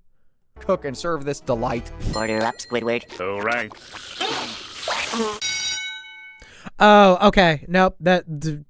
Well, I mean, okay. So they were referring to it being under the grill. That was just kind of confusing. They put the not cleaning the grill as the class, which, like, I guess. How would you even be able to quantify that? You know what? You know what would actually make this a good video? You know what would actually make this a good video? You gotta drop the numbers and the points. You gotta not do that. Because you can't quantify. You can't quantify it. Like, okay. Alright. This could have rolled up. Huh? The Krabby. So this is referring to that the under grill is gross. Wait, that's not really correct, though. Like, I get it. I guess they animated it to look kind of icky. And there's like a spider web. I guess it's just to make it seem more old. Let's take it at face value. Let's say the under the grill is dirty. I feel like a part of this number meaning nothing, maybe the points could mean something. But a big part of this number meaning nothing is that in the real world, if you had a health inspector fine you for your grill, the underside of your grill being dirty, they would fine you based on like how dirty it is. You know what I mean? I don't think you get 13,500 for even this amount of mess, like a spider web and a couple bits of grease. Like, I don't know, like how rancid is that? How harmful is that? Is it mold? Like, mold is a bigger violation. None of this is communicated. So putting a number here is so meaningless. The only real way to make this the only real way to make a video like this work is to just say this is a health code violation. Trying to tie it to a number is actually impossible. It's impossible to do correctly. You have to just make up numbers at that point, and it makes the whole video meaningless. But at the same time, the fact that there is a number is what draws people in because there's a big number there. So you as a creator have to make a choice. Are you going to have integrity and do the video correctly and not try to make up random numbers that don't mean anything? Or are you going to put the random number there and you know that that's going to up your view count a little bit? You know, it's tricky. You know, it is kind of a genuinely tricky question at that point, by the way. I'm not even going to be like so hard on it. Sometimes as a creator, you do have to make choices like that. You have to do things that draw your audience in, even if they're like not perfect. I do this all the time with my thumbnails. I wish I could make my thumbnails more academic and have my thumbnails be like review of this episode. Like my most recent video was on the episode Sheldon SquarePants. and the title is "This episode is everything wrong with modern SpongeBob," and the thumbnail's like Plankton as a baby, and it says like "this didn't work" or whatever. And those are like most of my thumbnails. I would love it if I could make my thumbnails like how this episode was written or analysis of this episode. It doesn't work in the algorithm. There are things on YouTube that push you to making choices like this, like having to put like numbers and stuff. Like I don't want to fully let No Villains off, you know, I don't want to let this channel off the hook for that, but I actually am like, it's I can see both sides of that, of using the numbers and not using the numbers. I feel like if I did this video, okay, wait, I just did realize something. So I think the reason that if I made a video like this, the reason that I wouldn't make up a fake number of violations, whereas they do, is that if I did a video like this, I would talk more about the story. I would not do pointless recapping. I would talk about the story. I would talk about how the violations are used to tell that story. I would talk about all that sort of stuff. And then because my video has actual substance to it, I wouldn't have to put some kind of random number. So I guess I will decide. I was on the fence, but I think I will say it is bad that No Villains Are Safe uses the numbers that mean nothing, because in using the numbers, No Villains Are Safe is obfuscating that they aren't creating meaningful content. Whereas if they did create meaningful content, if they talked about story, if they actually talked about law, if they talked about all that stuff that matters, then they wouldn't need to use the numbers as a crutch. That's what I would say.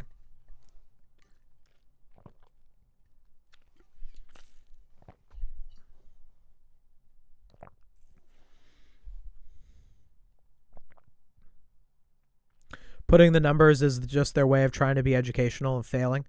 It's just because they know that numbers draw people in. I don't think they're trying to be educational. They're trying to get people to sit through the videos. And like, yes, that's the goal of every YouTuber. That's my goal too. My goal when I make videos is so that people will sit through and watch it all the way to the end, because the more people watch my videos all the way through in the end, the more other people the video gets recommended to, and the more money I make on the video. I get it. That's what we all do. But if that's the only thing that you're doing, then you're not a good YouTuber. You're not doing your job right. Like, I want that to happen. I want people to watch my videos all the way through, obviously. But I also want to educate my audience. I also want to entertain my audience. I also want to get my opinions out on what good storytelling is. This only wants you to watch to the end. If No Villains Are Safe could put up a blank screen that hypnotizes people to sit through the whole time, then they would just do that. But this is the closest thing to that. Numbers and flashing things that get a hold of mostly iPad kids to watch through the video is the closest thing they get to a screen that hypnotizes people to stare at it, and then they get ad revenue. Outside of Ink Lemonade, what is the worst episode you have reviewed? Truth or Square. I hate Truth or Square. Patty. Yeah, it's cold and hard. This could have rolled under there years ago. So they haven't cleaned under the grill in years? Let's chalk that up to another Class 3 violation right there. Oh, they did say they haven't cleaned under it in years. That is actually a good detail to put in that moment. Again, I think the number is meaningless. But yeah, haven't cleaned under the grill in years. That would be a good detail to point out if you're doing a video like this. But like I say, Krabs forces Sponge to cook and serve this delight. I trust Jackson because he's a real guy, and he said he has a master's degree in creative writing, which means he must be smart. Oh, well, thank you. I do have a master's degree in creative writing. I guess that doesn't necessarily mean that I'm smart. I appreciate it. You can have a master's degree in creative writing and not be smart. I hope that I've proven that beyond the fact that I just happen to have a degree in it. Which is worse, AI channels or AI ads? Like AI YouTube channels or AI ads? AI ads are worse, I think, as far as like net negative, because AI ads further normalize AI, whereas AI YouTube channels don't. I would say that that's probably why. But they're both bad. Hey, thank you so much to Game Master for another $6. Appreciate it. Appreciate it. $10 total from the Game Master. Appreciate you. Appreciate you. Outside of the Splinter and House Fancy, which episode traumatizes you the most? I gotta say, someone just mentioned it. Ink Lemonade. Ink Lemonade really freaks me out. It's because it's like the ink coming out of Squidward's nose. It feels like a bloody nose to me. There's a lot of weird stuff where they kind of make it seem like blood. Yeah. Ink Lemonade's pretty bad. Oh, is there a worse one for me? Is there another one that's like also really bad, gross out wise?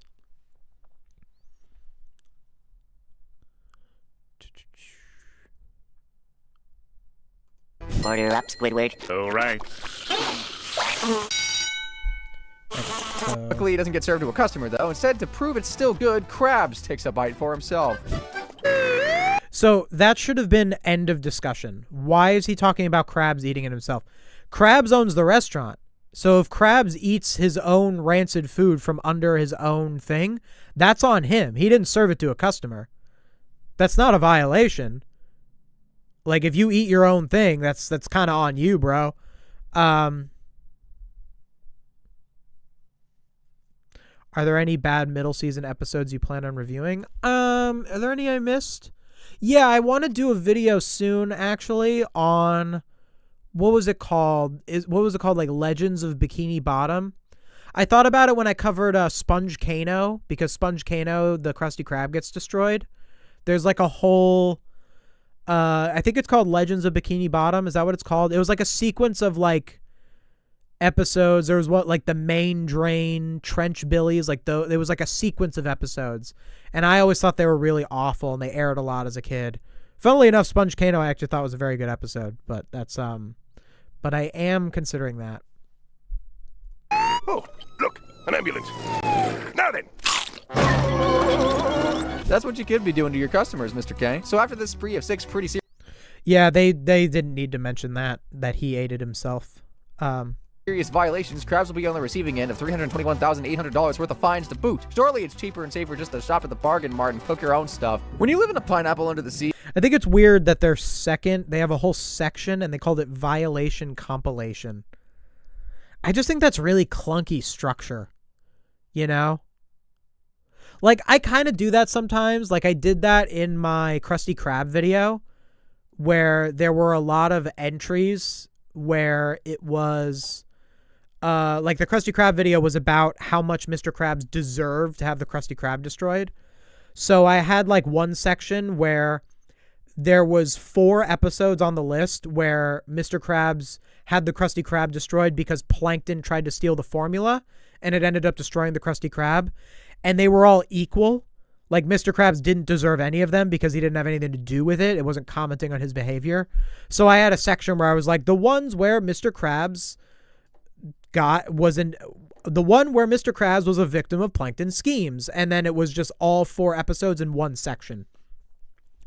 I think the difference between that and this is that this is just random choices that were like a little less to talk about than a full section. Whereas in my video was a complete set. I committed to covering every time the Krusty Krab got destroyed. I went through every episode where it happened. There were 32 in the series. 31 arguably with just one bite and all that. Did just one bite actually destroy the Krusty Krab? I talked about that in the video. You should watch that video. It's a good video. One of my most successful recent videos too. So I think that the problem with Violation Compilation is there isn't really any reason why these couple of episodes were grouped together other than they were so small that you didn't really have that much to say about it. Which, if you're not covering every single violation in the entire series anyway, you can't really justify having a section that's called compilation. You don't really have to worry about pests like rats, mice, or cockroaches. Being underwater does come with its own little pocket of pests, namely urchins. So let's look at the time when one of those pesky pests managed to find its way into the Krusty Krab, or to be more this entire bill.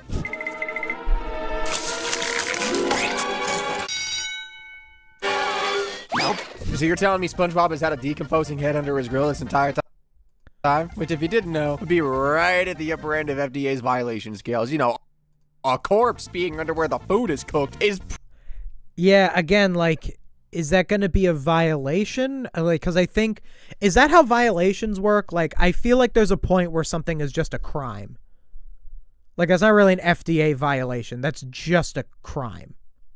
I mean, I guess it could be an FDA violation, like, if you didn't kill the person and they're, I don't know. I don't know, man. I don't know, man. Pretty not good. We haven't even gotten to the urchin yet. Aha! Gotcha! Okay, how do you count that? So in the I haven't seen this episode, but I guess my assumption would be there's a sea urchin that's in the Krusty Krab. So are you counting it as if it's like there's a rat? Like, you know, if there's a rat in your restaurant because it's like a rodent? Like, because I assume that that's what this episode is about. It's like the urchin represents like a rat getting in. So is it just counting it as if it's that? I guess that's fine. Again, the numbers really undermine this because now you have to give it a number. Like, we don't, like, there's no instance, it's never happened before. There's no restaurant where a sea urchin got into the restaurant because sea urchins live underwater. So that's never happened to anyone.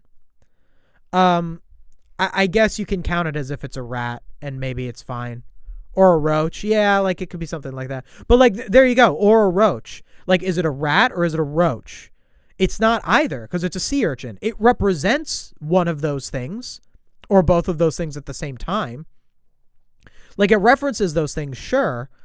But if you were just doing this video and you didn't have the meaningless numbers and you just said that's a health code violation, you could then just be, oh, okay, so there was an animal in the Krusty Krab, so that's a health code violation. There's one more violation for our list. And let's talk about how the sea urchin was actually used in the story of the episode. Do they say the word story once in this video? Because it's just, or it's just meaningless noise. You're not talking about anything that matters. I'm trying to think of the best way to compare a sea urchin to pests we all know. I guess it's basically like a rat crossed with a hornet. Oh, so yeah, I kind of was saying the same thing. Because in those spikes, there's some pretty serious venom. Granted, it's not as serious as having a head under your grill, but this would shut the Krusty Krab down for a day or two, as long as it doesn't get out anyway. Why do I suddenly have a really bad feeling? Are they like trying to make a joke? Oh, whatever. This is terrible! You should never put that much ketchup on a Krabby Patty. Oh, good heavens. The prickly little devil is hopping all over the dining room, and as you just saw, it has no problem getting up close and personal with people. I think I'm gonna... Why would that be a violation?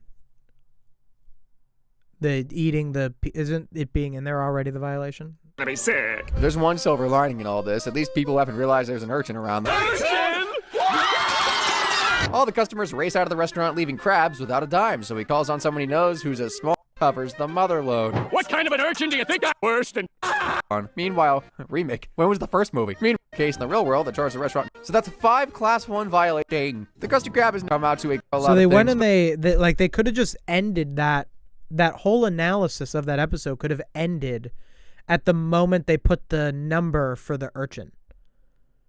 They didn't need to show that it, like, they could have, maybe they could have said like, oh, they didn't shut the restaurant down and it got next to the customers. But beyond that, like, they didn't need to bring up that Plankton dressed as an urchin to try and get it out. Why bring that up? It doesn't matter. It's not really known for being greasy. That's because underneath the restaurant sits a That gigantic grease I was 100% human. Where was it? come out to a grand didn't take into account the dining room floor, so that's 5 class 1 violations, which comes to fines that come out to a grand total of $502,030. Now that's gotta sting. The Krusty Krab is known for a lot of things, but it's not really known. Ooh, where was the I? 2000 You're saying that there's an there's something. What kind of... up his restaurant leaving crabs without a dime, so he calls on someone he knows who's as small as an urchin, Plankton. He races people. I think I'm gonna be sick. There's one silver lining in all this. At least people haven't realized there's an urchin around. You just saw all the customers race out of the restaurant. Realize Oh, where's the person I think I'm who gonna- commented that? Do you remember where it was? This is terrible! You should never put that much ketchup on a Krabby Patty. Oh, good heavens. The prickly little duck crossed with a hornet? Because in those spikes, there's some pretty serious venom. Granted, it's not as serious as having a head under your grill, but this would shut the Krusty Krab down for a day or two, as long as Alright, whatever. who's as small as suffers the most. That's a remake Disney. A debt fine of around 2. The attempts to be funny are abysmal. Oh yeah, the jokes are so awful. Like if these jokes are written by a real person, they're very not funny. Like look at this nonsense. I think I'm gonna be sick. There's one silver lining in all this. At least people haven't realized there's an urchin around them. There's one silver lining. At least people haven't realized there's an urchin. Shows the shot of urchin and they run like, come on, man. Is that really like? Do people actually watch this and they're like, oh, it's so funny?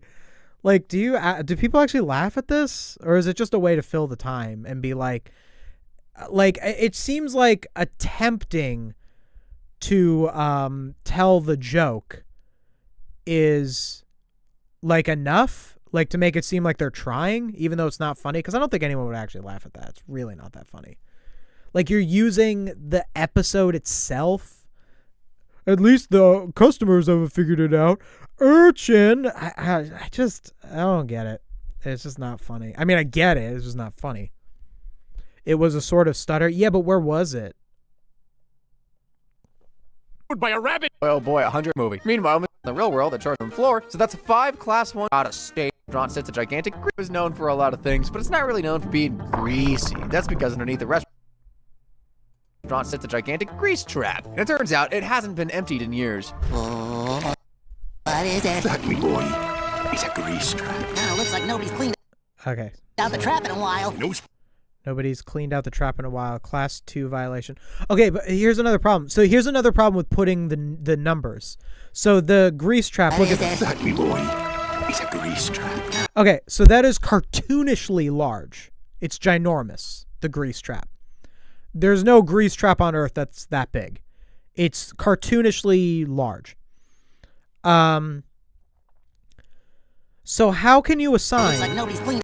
how can you assign a number to what the violation of not cleaning a grease trap this large is if a grease trap this large does not exist in the real world?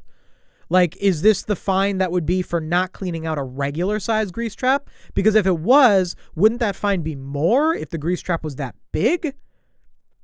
You know, these are important questions. Whereas if you aren't worrying about the numbers and you just say that's a violation, you can talk about how Mr. Krabs hasn't cleaned out the grease trap. He doesn't care about the rules. Here's why those rules matter. And does the episode properly punish Mr. Krabs for breaking those rules? These are ways of doing this video that actually would matter. Out the trap in a while. No, SpongeBob, you're right. That is disgusting. Can you imagine the smell of years worth of grease festering under the floorboards? The sheer amount of pests that can attract too. Not to mention it's a big fire hazard. So the boys lit up a tanker and dumped the grease outside the chum bucket. All right, let's get out of here. The new influx of grease, Well, that's just a regular crime. though, is exactly what the chum bucket was missing, and suddenly becomes the most successful restaurant in Bikini Bottom. Excuse me. Chummy patties now with Begins soaking all of his food in grease. I mean, flavor. one for the patty itself, and the second just for the grease. Then slather the grease from the second patty onto the first one, and voila! Yeah, this is such a gross episode. I always hate this episode. I hated this episode as a kid. It's a deluxe-y Krabby Patty with extra flavor. But like the pigs we are, the customers lap up the grease-soaked goods and jump ship from the chum bucket back to the Krusty K. These delicious. Right! I can't imagine what makes them taste so good. Wait, what's the violation there? Is that a violation? Are you not allowed to put extra grease on a burger? I mean, it's gross. Like, I guess you shouldn't do it. While grease in food alone isn't worthy of a violation, if so, Oh, no, you said no. Wait, so what was the everyone would be violation? shut down. This level of grease sure is. It'd be classified as food adulteration, which is basically making food. Yeah, look, it's actually trying to teach you something. It would be classified as food adulteration. Use an actual term and everything. Yeah, I mean, whatever. I mean, the whole, broken clock is right twice a day, but unsafe for consumption. This much grease all over the place is not only bad for customer health, it's also, again, a serious fire hazard. And yes, there can be fires underwater. Plankton once again battles back with more grease, causing crabs to go all out. Wait, what? Why was this a violation again? I thought they already said it was food adulteration. The violation was here. Not only bad for customers. Where did that violation come from? Right! I can't imagine what makes them taste so good. So that's the violation. Is the food adulteration? That's the 93,500. Food unsafe for. And yes, there can be a bully to get his customers back. I mean, he is literally selling pure grease.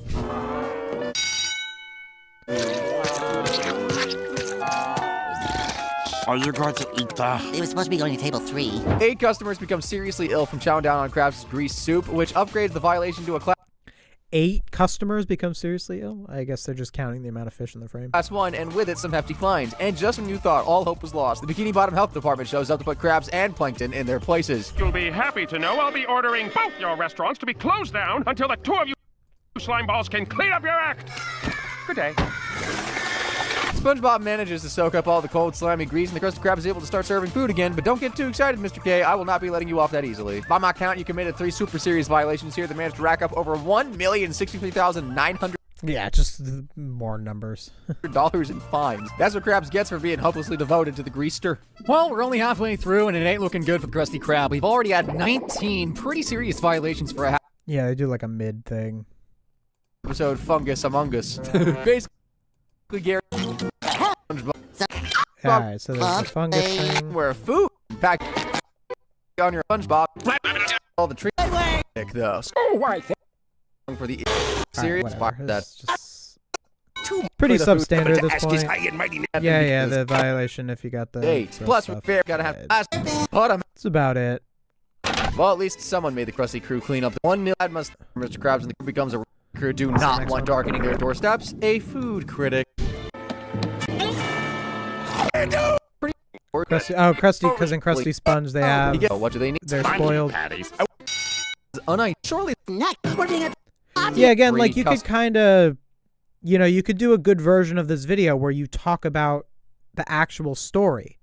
You could say, yeah, the spoiled Krabby Patties that make everyone turn yellow, like represents the oversaturation of the characterization. It represents the oversaturation of SpongeBob in the restaurant. somewhere. Oh, I ate this yellow Krabby Patty and now I feel Seems Krabs picked the wrong day to serve them rotten food. crabs. Not only get the Krusty Krab shut down forever, but Krabs will most likely lose his vending license as well. Oh, as well as the 1,196,000 Krab shut down. Wait, you're saying now he would lose his vending license? Wouldn't he lose his vending license for like all of them? Why are you throwing that in for this one of all things? He'd lose his vending license for any of these. Or almost any of these, at least. Wasn't that Krabby Patty from 20,000 Patties Under the Sea? Not for they just you mean in the they're just using different gross looking Krabby Patties to represent the $50 in fines he'd have to fork out for. It just goes practices. Squidward have been given the job. He hugs. It's actually SpongeBob who's on the end of an illness thanks to the state of the restaurant. He and Squidward have been given the job of cleaning the place, and it's gotten seriously. The sheer amount of trash there is crazy, just sitting there by the tables. And how serious you could get, the Krusty Krab would be fine, but forget about what's on the floor for now. Aside from that literally being my absolute worst nightmare, this is a less severe class 3, but man, having your tables coated in someone shuddering thinking about it. But while cleaning Throw out a crab. and allowing that he starts destinations to more Alright, enough. Okay, so there's like icky the Krusty Krab, whatever. the restaurant would be on the receiving end of 32 FDA violations for a final score of 72. That's without mentioning the insane $6,463,580 worth of fines. Okay. Alright, okay, so get out of here. Alright, so yeah, so that was very similar to the SpongeBob video. Basically, it just goes through a couple of key episodes that say violations, and then they recap it. They say this is the violation, and they give a meaningless number at the end. That's the whole video. That's the entire thing. It's meaningless. It's worthless. Don't watch this garbage. It does nothing for you. This video is a violation. Again, if you were going to do this video right, you would have to cover every single time they have a violation. I don't think you fulfilled the promise of the video by just talking about a couple of times where something happened. Let's see SpongeTruths' take on the exact same video. With that in mind.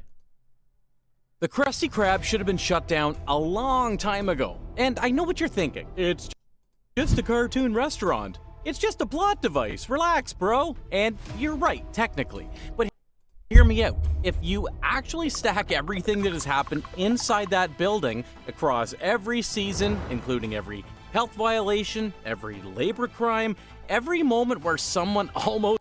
Okay, so there's a couple of differences here. So the other video was just talking about FDA violations. This is now saying labor crime and when someone almost died. So the framing is a little different in the actual video. The thumbnail... It could be a case of, because I guess the thumbnail, how many FDA violations? Yeah, it seems like perhaps the video itself doesn't directly take from this one, but they just stole the thumbnail idea because they know these sorts of thumbnails work. Well, let's see. Let's see if anything is similar to that other one. The Krusty Krab should have been shut down a long time. Relax, everything that... And crabs, it's also kind of insane that nobody has done anything about it. Because here... Kind of insane that nobody has done it. Well, they've gotten in trouble. Like, the Krusty Krab has gotten in trouble in the show. So it's not that no one's done anything about it. Here's the thing about the Krusty Krab. It's so much more than just a bad restaurant. It's so much more than just, it's not this, it's more. Restaurants get reviewed, reported, boycotted, and eventually replaced by something maybe slightly less terrible. Meanwhile, the Krusty Krab is still open to this day. And by the end of... It's still open to this day. Well, I mean, it's not real. It's it's in a TV show. So, like, what, you think they should, like, permanently shut it down in the show? It's a weird framing device. First time catching the stream, just wanted to say I enjoy your videos a lot. They've given me a greater appreciation of what goes into writing processes. Oh, thank you. Thank you so much. I really appreciate it.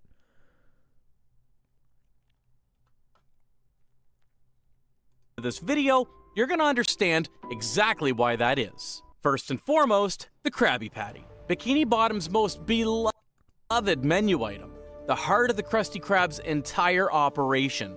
The thing that has kept this restaurant relevant for decades, despite everything we're about to go through. Because here's what I think most people miss about the Krabby Patty. Everyone talks about how good it is, as if it's the best culinary option in Bikini Bottom. Oh my God, they said like the Krabby Patty, it's so good. Everyone talks about how good it. Get to the point. And there's nothing else like it. But nobody talks about why people keep coming back. If we're being completely honest with ourselves, everyone describes the Krabby Patty more like a substance rather than a lunch. And I don't mean that loosely. What? Is this more fake sensationalism? I mean, we've seen it time and time again where a single Krabby Patty is capable of triggering a compulsive dependency. Bad footage to use for that. The context is not. They're saying that, I guess they're implying that Krabby Patties have drugs in them. We'll see where they're going with this. But they're saying it's not the Krabby Patty that caused them to fight. It's the fact that it was a toy. See how it has like a little like face and straws? Because Mr. Krabs turned the Krabby Patty into a toy and SpongeBob and Patrick fight over it. So the context is wrong with this frame. That completely overrides all basic judgment. Now, Squidward spent years refusing to even try one. And then, one bite, and the man is sneaking into the Krusty Krab at midnight to consume so... He's not arguing that Krabby Patties are actually drugs, right? This is not what they're doing, right? So many in one sitting that his hips just explode. It's a cartoon. It's representing that he likes them a lot and he ate too many. Now, I want you to think about what that story actually sounds like if you remove the cartoon logic from it. A man with zero prior interest in a product tries it once, loses all self-control. Yes. It's a representation of drugs. Yes, that is kind of the point of Just One Bite. A little bit. It's a little bit like Just One Bite is kind of about that. It's also about like trying things, because a lot of kids like don't want to eat food that like they would otherwise like because they're like picky. But then like if you just try it, you'll like it. That's also what it's about. I guess there's a little bit of the drugs thing, sure. But it just means that it represents drugs. At most, it just means that it represents it. Not that it literally has drugs in it.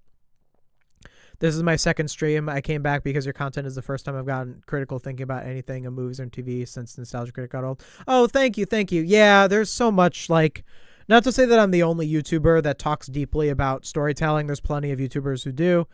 But the platform is becoming oversaturated with a lot of stuff like this. So thank you. I appreciate that. In the same day and ends up alone at 4 a.m, consuming it in secret until his hips physically gave out. That is a cautionary tale. And if that's not enough, let's talk about It's not enough. That is not enough for the point that you're implying at all. what happens when you don't have one. What we're watching is a full withdrawal response. Stomach cramps, psychological distress, the complete Oh, this is such a bad example. I'm so glad I watched this episode recently because I probably wouldn't have remembered this. This is such a bad example. So he's saying that this is the beginning of Pat No Pay. So in Pat No Pay, Patrick comes in and he's like he kind of is having like withdrawal symptoms. Like that is the joke, is that he has like withdrawal symptoms. And SpongeBob comes up to him and he goes, he needs a Krabby Patty or he'll keep complaining about it for like 4 minutes. So SpongeBob even makes a joke about how it's not real withdrawal symptoms because he's going to stop complaining about it in 4 minutes because it's not that big of a deal. If it was actual withdrawal symptoms, it wouldn't take 4 minutes. So this is such a bad example. Also, the withdrawal symptoms, it's just a joke to show that he's hungry and he wants a Krabby Patty. That's it. That's all it means. Do not imply that the Krabby Patty secretly has drugs in it. Is that really what you're going to imply here? ability to function as a normal member of society, all because he hasn't had a Krabby Patty in long enough. And the Krusty Krab is serving it with a side of fries. What's crazy is that this is before we even get into what's actually in the food, which, and I cannot stress this enough, has at various points... That's not the Krusty Krab. This is the Krabby-O Mondays. Watch the show. Watch the show. If you're going to make videos about... Man, like, I recently made a big mistake in one of my videos. I'll just bring it up.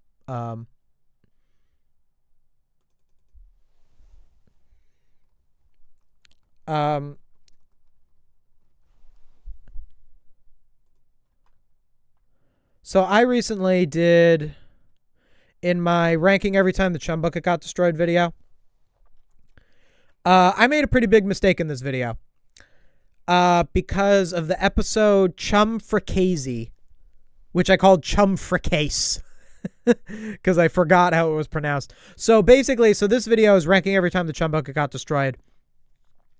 There's about 19 episodes where the chum bucket gets destroyed, but I actually had to watch around 22-ish episodes because there were a couple of episodes where it said on the wiki that the chum bucket got destroyed in these episodes, and I think it didn't really count. What was one of those episodes? There was one where it was like, where I just didn't count it, where it said it got destroyed, and I didn't think it did.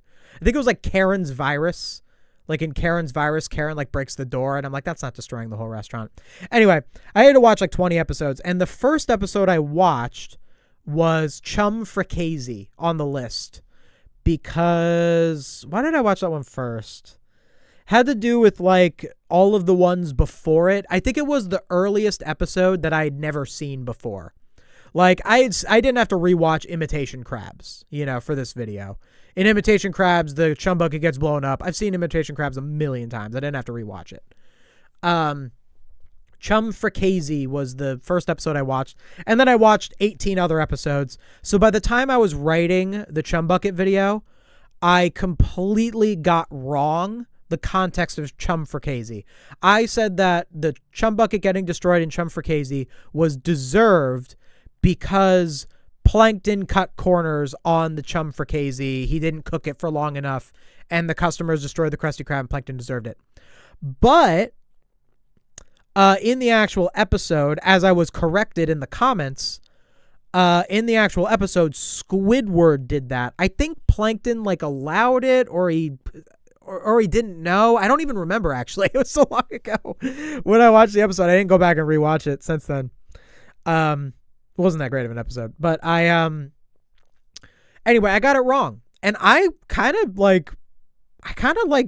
was really upset about it. Like, I was really sad. Like, I love reading the comments. I love engaging with my viewers. And not a lot of comments like upset me. Like, comments that disagree with me, like people who are like, "Oh, it's just a kid show, bro." Like, I think that those people are idiots. So like, I don't like, it doesn't make me sad. I mean, it makes me sad that people are idiots, but like, it doesn't bother me when I see comments like that. But the comments that were correcting the Chum Fricasey, they made me sad because they were right. They were correct. The people who were commenting were right in the sense that wasn't a great episode. I disagree. It's not an awful episode. Chum Fricasey is not that awful an episode.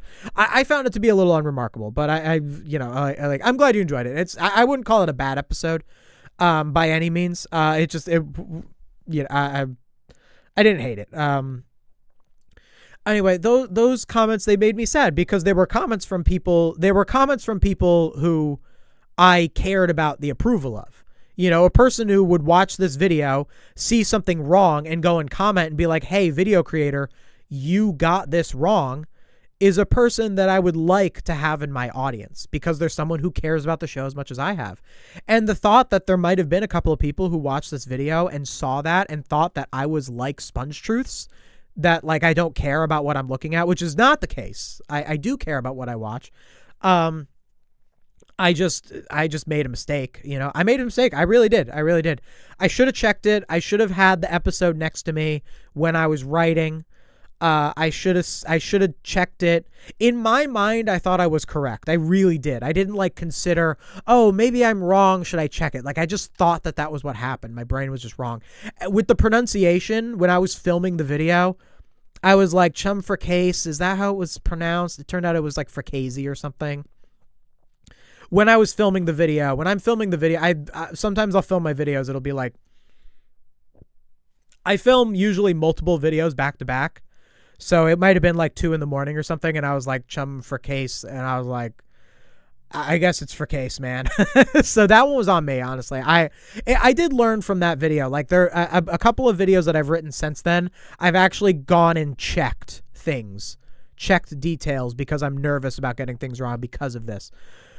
So the fact that this would just like put in footage of actually in the food, the fact that this would just put in footage from this episode where this is not the Krusty Krab, Mr. Krabs has nothing to do with this, and that they would put this as footage saying that like Krabby Patties are gross, and that this video is going to get more views than my videos on average get. Not that my videos do terrible, and not that these videos always do amazing. I mean, some of my videos have done better than SpongeTruths. But like SpongeTruths on average does more. He has way more subscribers than me. He has way more views on most of his videos than me.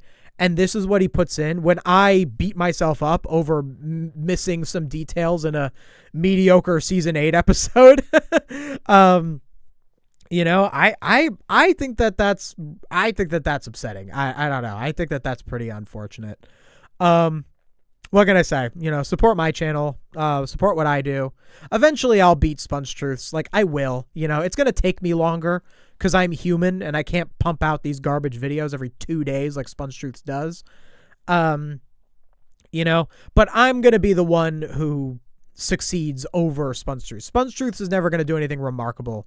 You know, they're just going to grift and collect their check and make ad revenue off of this thing. But SpongeTruths is never going to have any real impact on anyone, and I do, and that means at least a little bit of something. and I cannot stress this enough, has at various points included ingredients that have absolutely no business being anywhere near food. At one point, in an attempt to outdo Plankton with his own grease Well, look at this. food, Krabs loaded the food with so much grease that Same example as no villains are safe.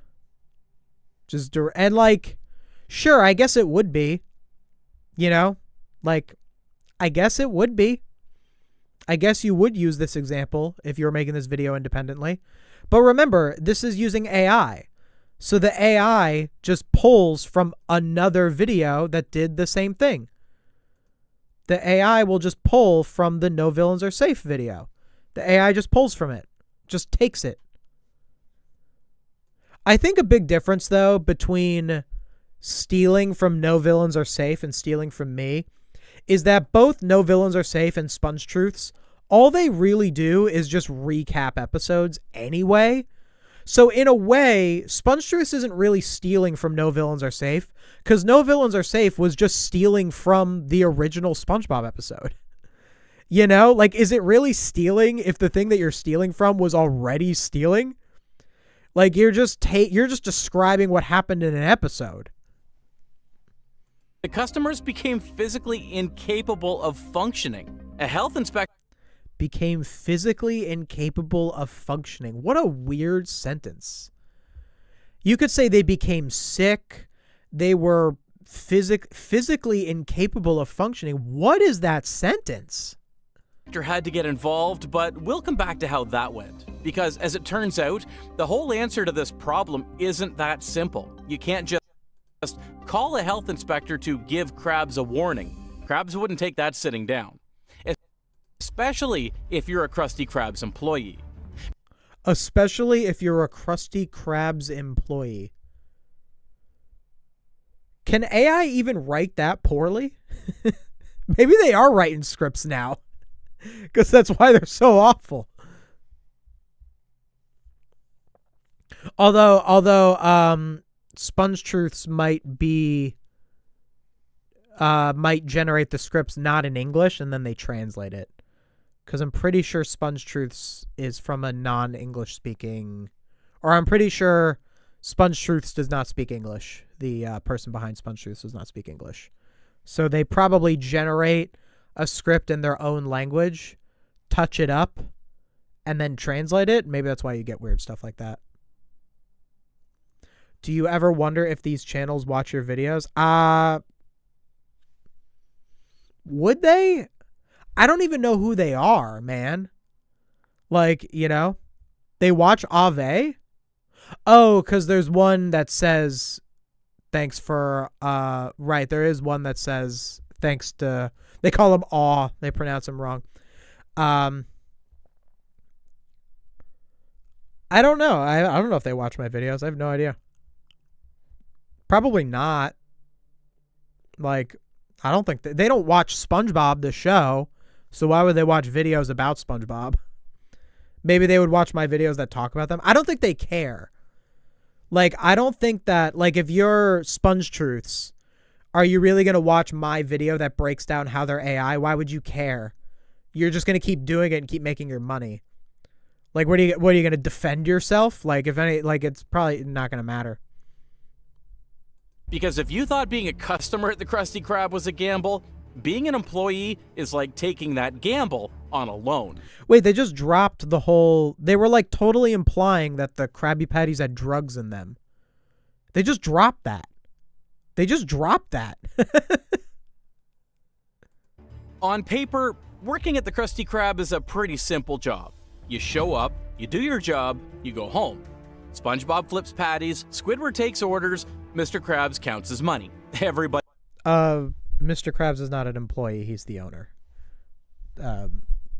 Just more padding, too.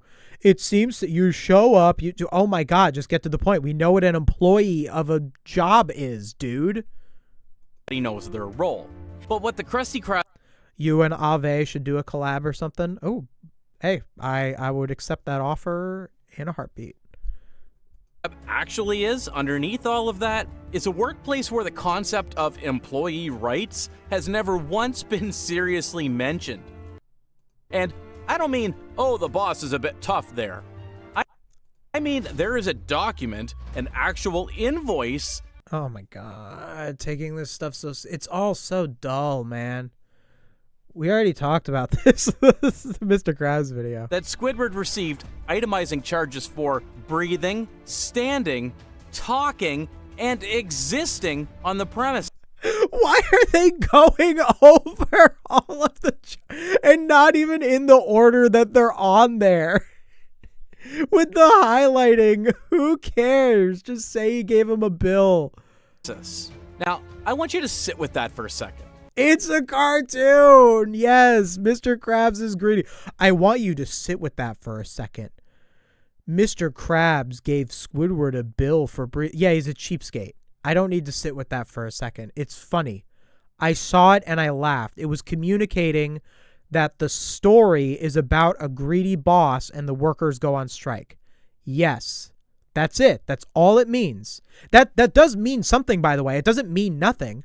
I'm not saying, oh, it's just a kid's show, bro. It doesn't mean anything. I'm saying that it's a cartoon. Cartoons are meant to tell stories. This moment is meant to communicate that story. It's not meant to communicate whatever the heck you're implying, but it's just meant to communicate the story. Isn't that enough? Isn't that good enough? The problem is that you have to be smart to understand that it's communicating a story. If you have no media literacy, like people who make AI videos that just try to steal content do, if you have no media literacy, then you're not going to be able to identify actual like story reasons for things happening in a narrative. You're not going to be able to point that stuff out because you just don't have the chops to do it. But you can manufacture, or AI can manufacture this sensationalist, ooh, we got a bill for this. Also, are we noticing, just that we've gone over a couple of these, if you've been following these a lot, I'm trying to make sure that they don't get repetitive, I'm trying to cover different stuff. But in the couple of things that we've seen that are repetitive, do we notice how it does kind of go over a lot of the same stuff? A lot of the same moments, a lot of the same things that happen. A lot of the same episodes are recurring. It's interesting, right? That we're seeing a lot of the same stuff. You and SML Universe / SpongeBob Universe should do a collab. Who's SpongeBob Universe? Isn't that... Am I thinking of Gumball Universe? Isn't that AI? No? Is that someone else? I don't know who that is. But thank you for the super chat, $5.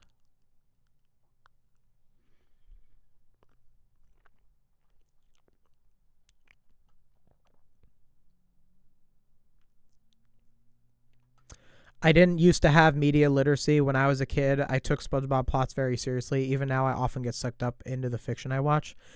There's nothing to feel bad about if you're a viewer, you know? Like, you can engage with media how it best feels to. You know, I'm more so criticizing creators who are putting stuff out there. And it sounds like you care about your own media literacy, so I think what you're doing is fine. I think you're all good.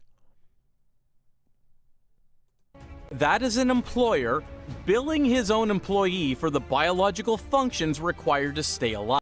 Oh my God, yes, it's a joke about how greedy he is. My goodness. Honestly, I think that by taking the joke this seriously, you're undermining the story beat, actually. You are completely undermining.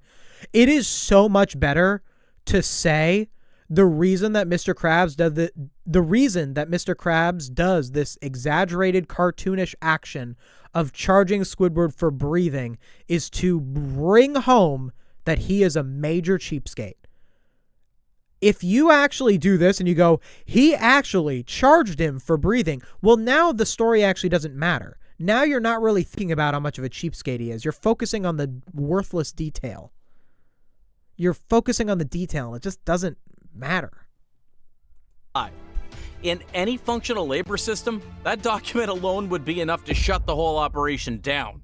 But it just gets filed under just how things are at the Krusty Krab. What? No, it does not. It does not get filed. What are you talking about? You're saying that the bill for breathing and the bill of breathing and standing that he gives to Squidward gets brushed. It does not. They go on strike. What are you talking about? It's the inciting incident of the episode where they go on strike. It doesn't get brushed under at all. It is a major plot point. Because it is what it is. Raises It is not what it is. They go on strike, dude. union representation? Don't make them laugh. They go on strike. So I mean, I guess they don't really say like union, like they don't really go into that. But they do say we are workers united. Basic labor protections? There's a reason Squidward has been threatening to quit for 20 years and somehow never quite manages it. Because leaving would mean admitting there's nowhere better to go, and staying means accepting that this is just the deal. What are you talking about? What does that mean? Somehow never quite manages it. Because leaving would mean admitting there's nowhere better to go, and Leaving would mean admitting there's nowhere better to go. Is this like an AI hallucination? Is it because when Squidward quits in Can You Spare a Dime, he ends up homeless? So that means that there's nowhere better to go? And then staying means accepting that this is just the deal. Accepting that this is just the... Okay, whatever. One point, purely to outcompete Chumbucket, Krabs announced There it is again. the deal. At one point, purely to outcompete Chumbucket, At one point, purely to outcompete Chumbucket. They never say the. They never say the. A human scriptwriter would say to outcompete the Chumbucket. There is no human writer who is writing a SpongeBob video who would write that sentence and say to outcompete Chumbucket. Jackson, you're the only SpongeBob YouTuber with some decency there. I said it, and honestly, SpongeTruths and others have to deal with it. Oh, well, thank you. I appreciate that. I don't think I'm the only SpongeBob YouTuber with decency. I think very highly of plenty of other people who cover the show. So I wouldn't say I'm the only one. I appreciate that. But there are plenty of other creators, many of which are being talked about in the chat right now. There are plenty of other people who cover SpongeBob that I have a lot of respect for. But I appreciate that. Krabs announced that the Krusty Krab would be open 24 hours a day because he said so. There's no single thought there about how his employee might have to go home and live their own life outside of work. With that being said, thing you need to know about how the Krusty Krab values... I gotta say, doing this right after a No Villains Are Safe, SpongeTruths is more fun to cover. No Villains Are Safe is just a little more dull. Like, I think the reason that SpongeTruths is more fun to cover than No Villains Are Safe is because SpongeTruths makes more mistakes. Like, No Villains Are Safe tries so hard to make you think that it's not AI that all No Villains Are Safe really does is recap episodes and put in numbers. Whereas SpongeTruths will try to make points and make them wrong, which makes SpongeTruths a little more fun to cover. Kind of interesting. No Villains Are Safe, I think, is more dangerous, though. Yeah, SpongeTruths is a clown. SpongeTruths is a clown, so they're more fun to talk about. Is the person who has kept its kitchen running for decades. But here's the part that really... Wait, what? Which tells you everything you need to know about how the Krusty Krab values the person who has kept its kitchen running for decades. Who has kept his kitchen running for decades. That's a weird thing to put because, like, has SpongeBob actually canonically worked there for decades? Like, I know the show's been running for decades. Also, you're talking about an episode in season 4 where the show hadn't even been out for, like, the show was only like 5 years old when season 4 came around. Like, for decades, it's just weird. It's just, like, odd. Like, I wouldn't say, I would never say in a video SpongeBob's been working at the Krusty Krab for decades because you know, it's hard to say. Like, he hasn't if he's canonically worked there for 20 years, then he'd be in his like 40s or whatever. Like the SpongeBob characters don't age. You know, maybe you could say SpongeBob's worked there for 5 years, 10 years, like in like later episodes, obviously Help Wanted. Like, it's just better to not think about it. To go 4 decades, you're bringing up questions that don't have answers. But here's In Employee of the Month, it's implied that it's decades. I guess. I just think it's a dumb line. If I'm writing a YouTube video and I wanted to make a point like that, I would not say 4 decades. It just brings up a bunch of random questions. This is the part that really gets me, because all of that is just Krabs being cheap. Annoying, yes, but it's just him being him. Look at the... It's just Krabs being cheap. Look at the sloppy editing. Annoying, yes, but it's just him. Look, there's a little thing up there. This is because they take footage from the official SpongeBob, and they don't care when there's sometimes like a subtitle in it. It's just so sloppy. No Villains Are Safe doesn't do that. No Villains Are Safe is much better with it. You know? They're obviously both awful, but... Being him. What Patty Caper shows us is something far worse. SpongeBob spends the entire episode playing detective, tracing every lead. I've never seen this episode. Genuinely trying to solve the crisis, only to find out that Krabs stole it himself to avoid paying $1.99. And his first instinct when cornered, point at SpongeBob. When the whole restaurant is at risk, Krabs finds the nearest employee and makes sure that if Krusty Krab are expendable. Sure, they're useful right up until the moment they become inconvenient, and then they're the first, because for all the way figured out something even look, another one that No Villains Are Safe covered. More efficient. Why exploit your employees as workers when you can exploit them as a brand? A food critic gives the Krusty Krab a glowing review, specifically praising SpongeBob, which, of course, Krabs doesn't reward him enough for. Their identity, his name up. So they're just recapping the Krusty Sponge. By the time we get to the spongy patties that are made from old, rotten meat rebranded to fit the theme. Again, this is what No Villains Are Safe covered. I'm not going to be like... I'm not going to, do I need to go through and compare, the sentences to say, oh, this is the exact same sentence as the No Villains Are Safe video? I don't need to do that, right? Is that necessary? Does it matter? AI taking from AI, Content Farm taking from Content Farm? Who cares at that point? All No Villains Are Safe was doing was recapping the episode anyway. I don't think I'd even consider it plagiarism to steal No Villains Are Safe's recaps, because they're just recaps. You know? I consider them both plagiarism because you're just plagiarizing the episode. And that start making customers sick, Krabs ends up in court facing what should be a serious consequence. We'll get to that in a moment. So we've established that working at the Krusty Krab is, at best, a psychological endurance test. But here's the knowing the thing. At least employees chose to be there. At least they walked in knowing that this is part of their day and Eugene Krabs was going to be involved in their day in some catch. And yet somehow, being a customer at the Krusty Krab is arguably worse. Dream. Guarantee at the Krusty Krab. It's printed right there on the menu. Guaranteed satisfaction or your money back. But you can't read it normally. It's printed in a font size that requires a magnifying glass. It's a joke, man. It's a joke. Yes, the guarantee is very small because Mr. Krabs is cheap and he doesn't want people to know that it's there. Actually, you don't need a magnifying glass to read it because clearly Bubble Bass knows it's there. Bubble Bass didn't use a magnifying glass. He could just see it. So you can see it from the ground. You can be aware of its existence. Bubble Bass, you just have to look really hard. To even get noticed by regular fish. Props to Bubble Bass to know it's there in the first place. The man is really going deep with his research just to get those free patties. Still, it's there, technically, so legally he's good. Fries are extra, napkins are extra, refills are extra.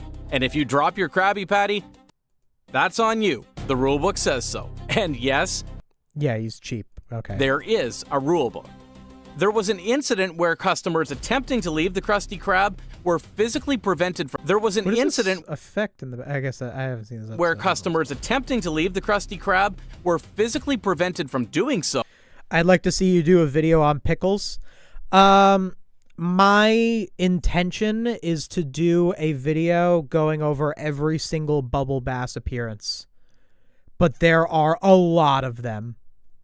Bubble Bass is in so many episodes. I thought it was going to be like my Flying Dutchman video, which was 16 episodes. Bubble Bass across SpongeBob, Camp Coral, and The Patrick Star Show, provided I cover all 3 shows. If I just did Bubble Bass in the main show, it'd probably be a little less. But I'm considering maybe, because I feel like I have to cover Bubble Bass at least in The Patrick Star Show. Maybe I can ignore Camp Coral or do a section about just Bubble Bass and Camp Coral section. Because Bubble Bass doesn't do all that much in Camp Coral. He might have some episodes about him, but he's just kind of there. I haven't seen all of Camp Coral yet. I'm currently watching through it to talk about it. So that's kind of why I haven't covered Pickles in its entirety. Because if I did a Bubble Bass video, a sizable portion of that video would be about Pickles. Pretty much would be what would be if I had done a video where it's just like how Pickles crafted a good narrative. It would basically just be that, but within a larger video. Yeah, ignore Camp Coral. That's what I did. Actually, I am planning on doing a video where I cover the entirety of Camp Coral. It's going to be the longest video I've ever done on the channel. It's going to be a huge project. Don't know how long it's going to take me. But I think that's what I should do. It hasn't really been done. There hasn't been a video so far. I looked it up. I would think that like some YouTuber would have been like every episode of Camp Coral, here's why it's awful. Hasn't been done. And it ended. So I can cover the series in its entirety. But yeah.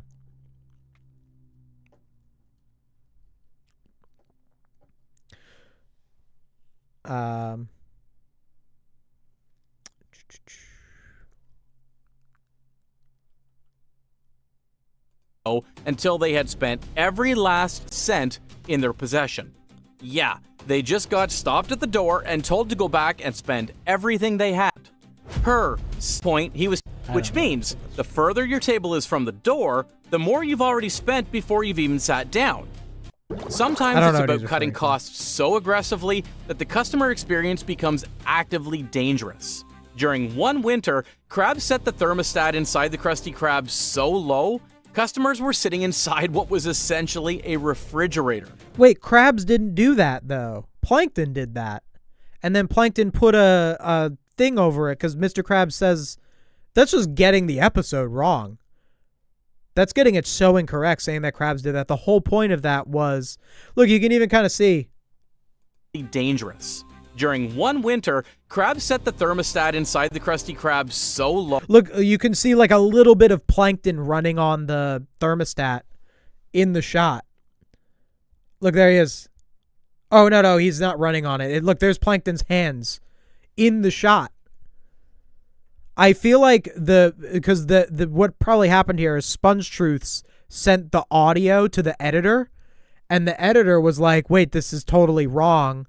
But the editor's not going to, like, it's already generated. The voice has already been generated. So the editor just edited around not showing Plankton to just lie and say that Mr. Krabs did this when he didn't. Mr. Krabs did not change the thermostat. The whole point of this episode is Mr. Krabs wants the thermostat. Mr. Krabs wants the thermostat to be 62 degrees or something like that. It was like 1 degrees, and then there's a certain degrees that it has to be. And Plankton put a little sticker over it to like lie. So Mr. Krabs didn't even know that was happening. So low, customers were sitting inside what was essentially a refrigerator, in their coats, eating cold food, because Krabs did the math and decided their comfort was an unnecessary expense. What? Wait, you're just lying. That's just incorrect. Krabs did the math and decided their comfort wasn't a necessary expense. That's just lying. That's not what happens in this episode. There was also the time... This is chum bucket propaganda. Yeah, man, I thought you were SpongeTruths. You're just lying. He discovered that Gary Shell had somehow developed the ability to magnetically attract loose change. And the first thing that came to his mind was to walk Gary around town like a living ATM skimmer. That doesn't have anything to do with the Krusty Krab. That's more of just a bad thing that Mr. Krabs did. I guess he took some money in the Krusty Krab. This is such a random thing to bring up. Hoovering coins out of people's pockets without their knowledge. He also took him to a casino after that. Yeah, I'll just leave that there. He took him to a casino, shows an arcade. Just like completely getting details wrong. But I think the one that irritates me the most is Krabby Land. Because, at least with the adults, you could argue they should know better. They've been to the Krusty Krab before, they know the fine. Looked at a group of children on summer break and did the math on how much money their parents had. Oh, bro. Oh, SpongeTruths, you do not want to judge Mr. Krabs for that. Really? Really, SpongeTruths? You're judging Mr. Krabs for Krabby Land when Mr. Krabs looked at a bunch of kids and thought, how can I make money off of these kids? Really, SpongeTruths? Really? If you've seen one of my other SpongeTruths videos, SpongeTruths will make sometimes really creepy thumbnails. Like the one with like Sandy with like the new child, and what if Mr. Krabs has a fetish, or the one where like SpongeBob is naked and it has like a censor bar that looks suggestive. And SpongeTruths videos are edited this way so that children will watch them. It's iPad kid bait. That's why they have a lot of views. In fact, that might be why the channel gets as many views as it does, is because it's like a kid's show. It has all of this like stuff popping in and out, and it just gets pushed to kids. So you're doing what Mr. Krabs does in this episode. Literally the same thing. Looked at a group of children on summer break and did the math on how much money their parents had.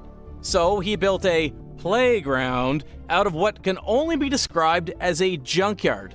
Happy get physically beaten for their entertainment. While Mr. Krabs did not make SpongeBob do that. He didn't care that SpongeBob did later on, but Mr. Krabs did not tell SpongeBob to do that. SpongeBob decided to do that himself when he saw that it made the kids laugh because he had to entertain the kids. Sure, he felt like a lot of pressure to do it, but this is not, that's not a fair dig. He counted the coins. He used SpongeBob's goodwill as the actual product, which, and this is where it gets interesting, also explains why the Krusty Krab is still open.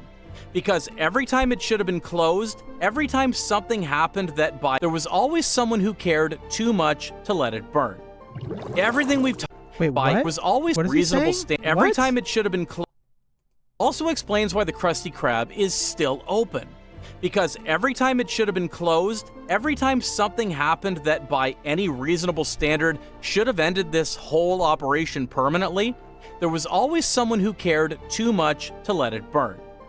That doesn't make any sense. Are you saying that SpongeBob, I guess you're trying to say that SpongeBob doesn't turn in Mr. Krabs?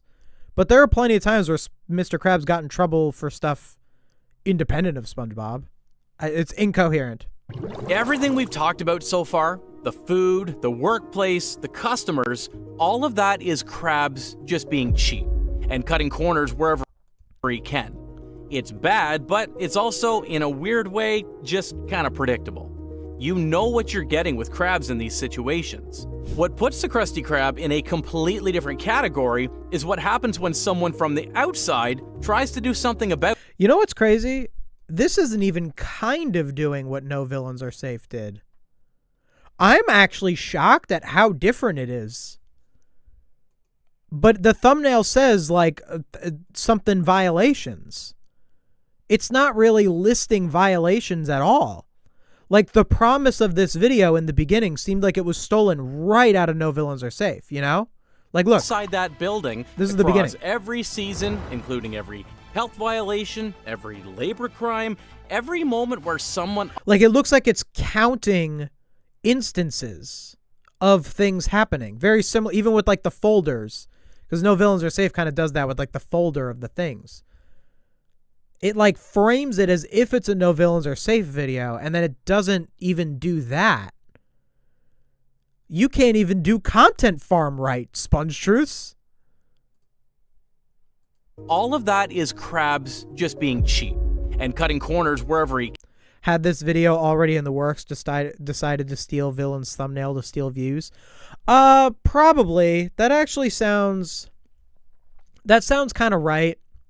Like, they probably made the video and just identified, like, oh, these kinds of thumbnails do well. That makes sense. I bet that's probably what happened. It's bad with is what happens when someone from the outside tries to do something about it. Because the moment any kind of external accountability enters the picture, Krabs just makes it disappear by whatever means necessary. Let's start relatively small. Plankton slips on a wet floor inside the Krusty Krab and sues. Now, a wet floor is a legitimate liability. Slip and fall cases are real. This is exactly the kind of reason that health and safety regulations exist. All right. A responsible business owner will acknowledge the hazard, settle appropriately, and maybe put down a mat next time. Krabs spends the entire episode trying to wriggle out of it. Every angle, every loophole, every possible way to avoid taking any responsibility whatsoever for some. Well, I mean, you're kind of ignoring a lot of the context here. So the point of this episode is that they're both in the wrong. Mr. Krabs and Plankton are both in the wrong in this episode. Plankton acts like he's more injured than he actually is in order to take Mr. Krabs to court, which is also wrong. That's also fraud. Like, going into, like, someone not putting out a wet floor sign is bad, but if you go into a place and you fall and you act like you're in more pain to sue someone, that's also morally wrong. So you're painting this very one-sidedly to fit the narrative. Hi, Jackson. You're my favorite channel analysis YouTuber. Oh, thank you so much. I appreciate it.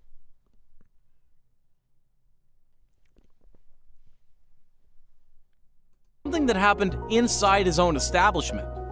And this is definitely not because he couldn't afford to settle. It's just because the principle of admitting fault is genuinely incompatible with how he operates. What? What are you talking about? It doesn't have. You're saying it's like his pride? First of all, if it was about money, he's just greedy. He doesn't want to lose his money. But he thinks that he's going to lose the Krabby Patty secret formula. Right? Isn't that what happens in this episode? Isn't it that Plankton is suing for the formula? Like, Krabs would have to give him the formula. Is that the logic? I haven't seen this episode in a long time.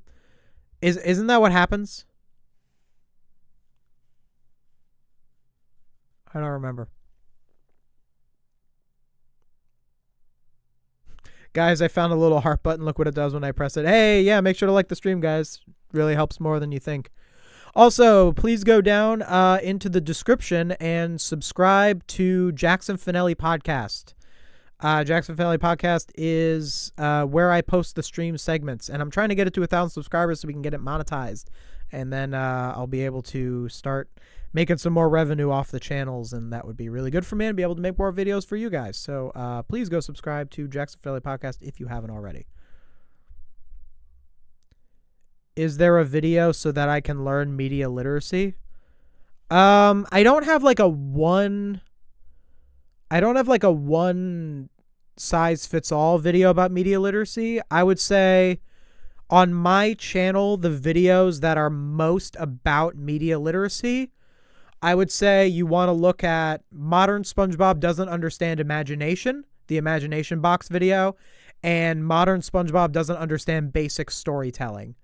I would say which is the thumbnail with Patrick's butt in it. I would say that those two videos are like the most important videos on my channel in regards to the concept of media literacy. Is there another one I did recently that I think also falls into that? Those are like, yeah, those are like the two that I would recommend the most if you really care about learning. All of my videos promote media literacy, but those two are like the videos. Those are like the, hey, this is why media literacy matters videos. Is Modern SpongeBob Doesn't Understand Basic Storytelling and Modern SpongeBob Doesn't Understand Imagination. Those are like, as far as like academic thesis go, those are like my two strongest videos in regards to media literacy.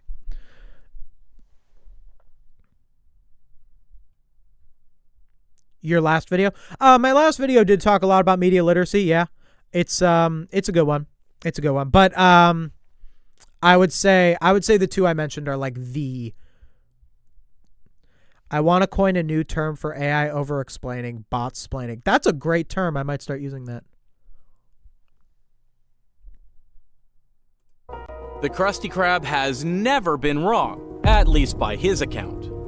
Then there's the time the Krusty Krab... Hey, buddy, why are you saying E so much? Stop spamming. I don't want to have to ban you. Quit your spamming, buddy. And I know you're a good chatter. You're a good chatter. I don't want to have to ban you for spamming E's. Don't spam E in my chat. That's not very nice. How would you like it? How would you like it if I came to your house and just said E over and over again?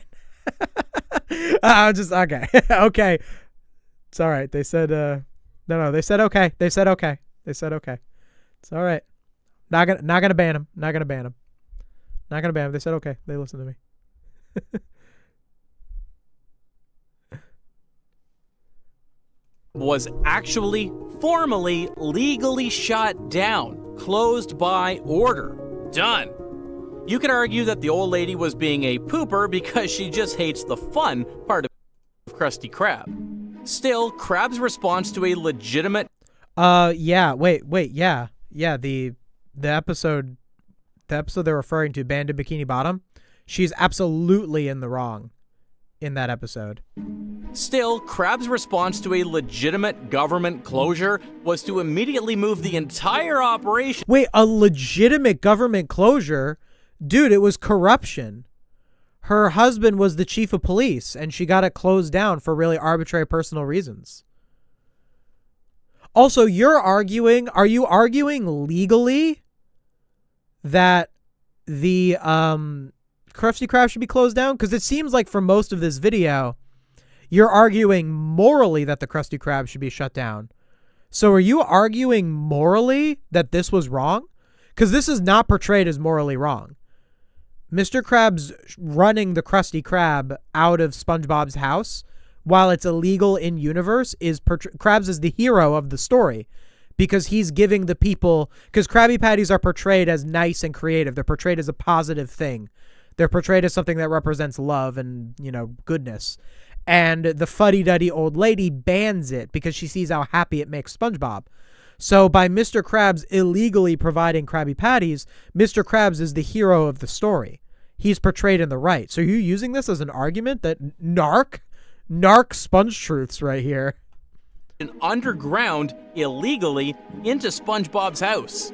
Rather than contest the closure through any kind of proper channel, rather than appeal, rather than engage... Are you actually arguing that? Rather than appeal? Yeah, that's the episode I want to watch. Mr. Krabs goes to the courthouse and files a legitimate appeal and waits for approval. Dude, like, come on. Did anyone actually watch this and is like, yeah, Mr. Krabs should have done that? Nonsense.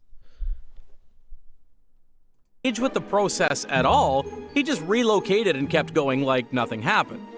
AI seeing anything illegal as immoral? Oh, that's such a good point. That's such a good point about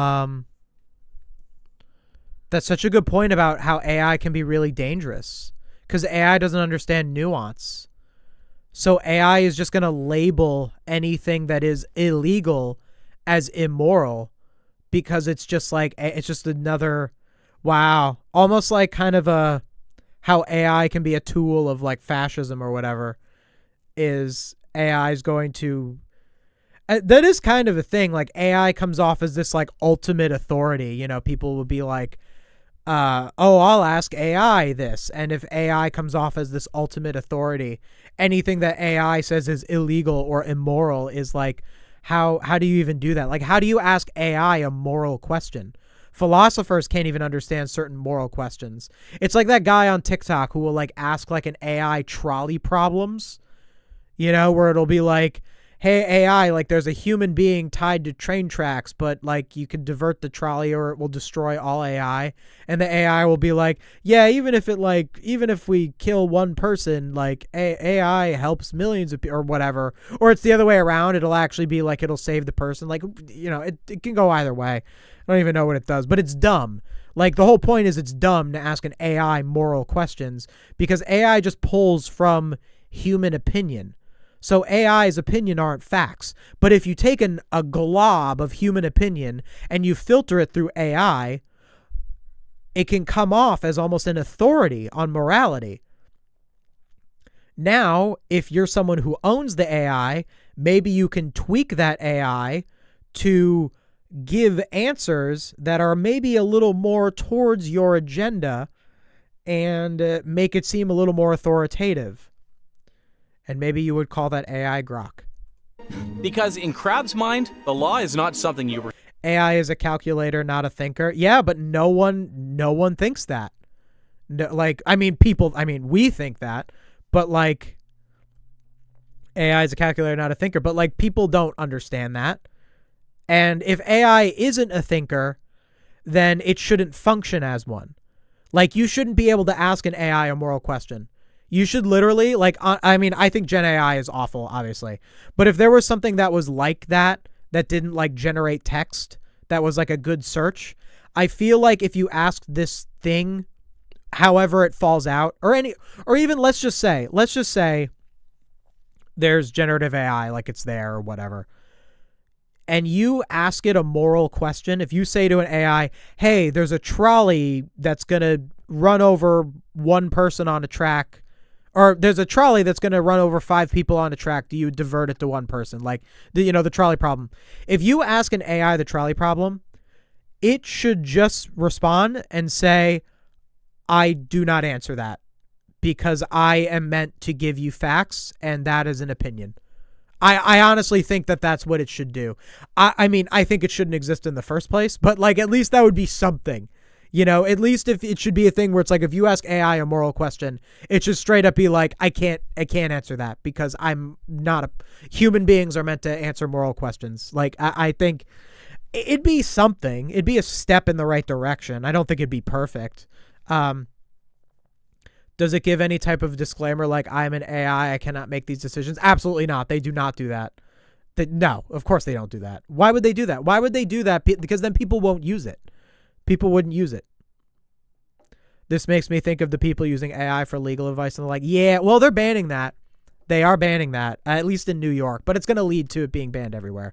That's just the start. The AI is not going to be allowed to give, I give it 5 years. In 5 years, no AI will be allowed to give people legal or medical advice. And that's like worst case scenario. Like I'd love it if in 5 years would be generous. I'd love it if in 10 years generative AI is banned. I think that's a possible timeline. Provided we get reasonable people in government. Big if. But yeah.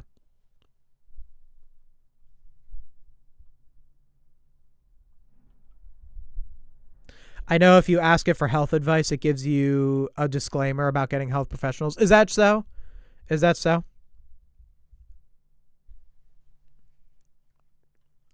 Recognize me. Why are you saying that? What are you talking about? What do you mean recognize me? I'm confused. You haven't asked a question. Why are you asking me to recognize you? I can't get to every chat, guys. If I don't answer your chat, either assume that the question isn't relevant to what I'm talking about right now.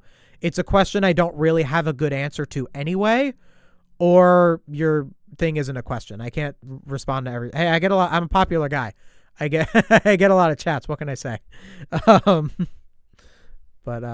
Yeah, I don't always respond to every chat. Don't feel bad about it. It's not personal. I love all my audience equally. If I answer your chat, it just means that I think it's going to make good content. It's not personal. I asked AI how media literate it thought it was, and it said it had 7 out of 10 media literacy.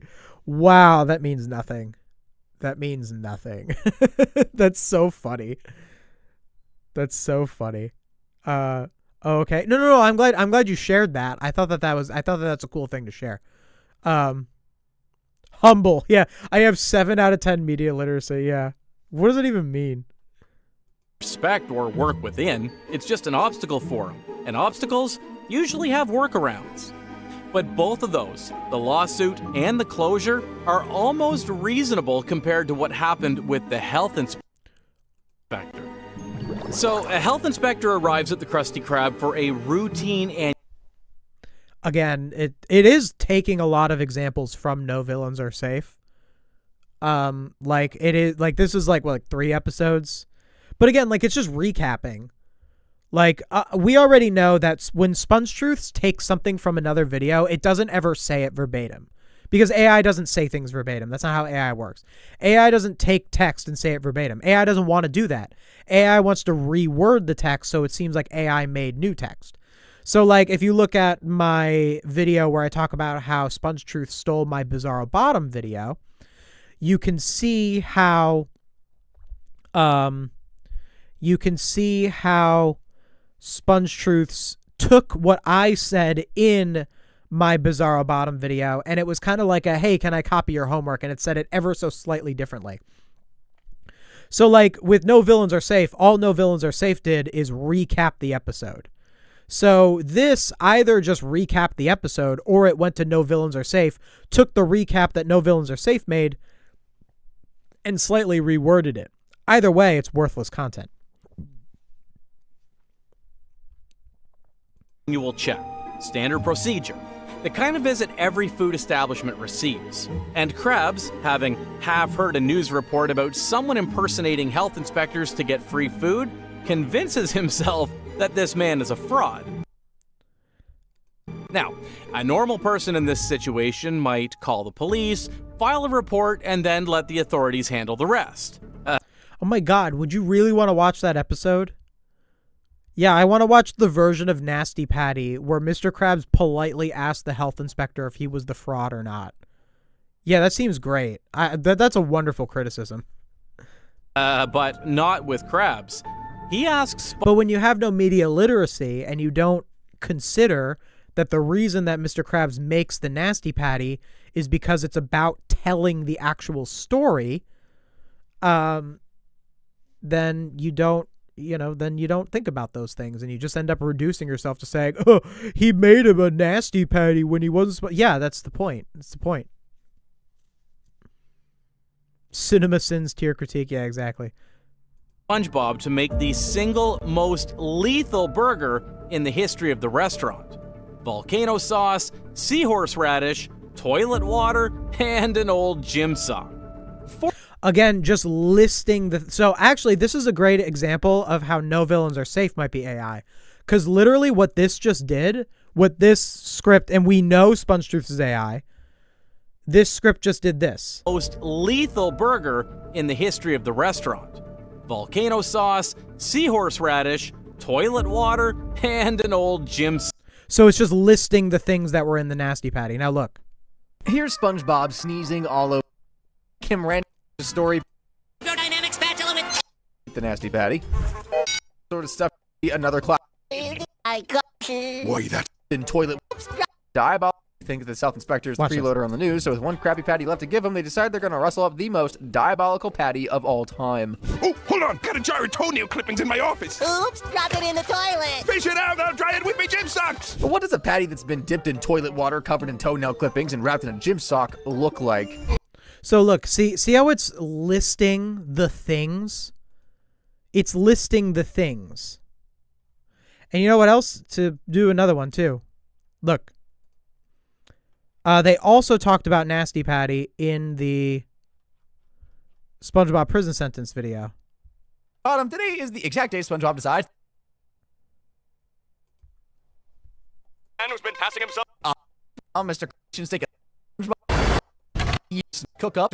Going around. Free food SpongeBob not, and this is a nasty patty for the health inspector. Let's not forget, we're not even 100% sure if this guy is fake or not, and this isn't just some random nasty patty, guys. They make sure to use like volcano sauce, seahorse radish, toenail clippings, and for a final dirty touch, SpongeBob literally drops the patty in the toilet. But before— Okay, so this is from the How Long Would SpongeBob's Prison Sentence Be?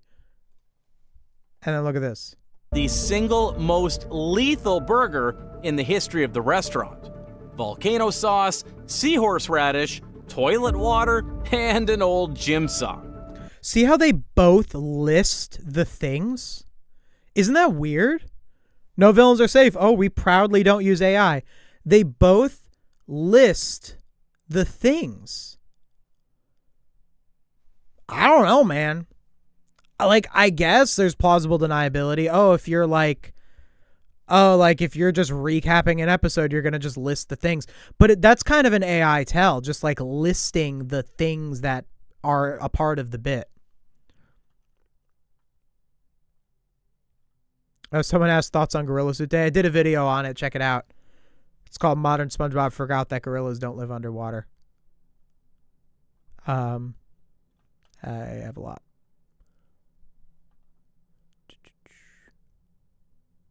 Wait, it's the same order. Is it? I don't think it's the same order. Seahorse radish, toilet water, and an old gym sock. Was it the same order? Oh no, just some random nasty patty, guys. They make sure to use like volcano sauce, seahorse radish, toenail clippings, and for a final dirty touch, SpongeBob literally drops the patty in the toilet. Wait, was it? No. Gym sock was last. It's slightly out of order. I also like how they say they use volcano sauce. Like, volcano sauce is a joke. Volcano sauce doesn't really exist, right? I mean, maybe it's a brand of sauce, but volcano sauce is just a way of saying this is really spicy sauce. It's not a real brand. So why is No Villains Are Safe saying volcano sauce as if it's a thing that we would know about? AI does that too. In SpongeTruths video, it'd be hard to find, but there's a SpongeTruths video where it talked about the Great Snail Race, and it referred to Snelly and Rocky, which were Squidward and Patrick's pets in that episode. See how I just had to establish that those two characters I mentioned, Snelly and Rocky, are Squidward and Patrick's pets in that episode? I had to establish that context.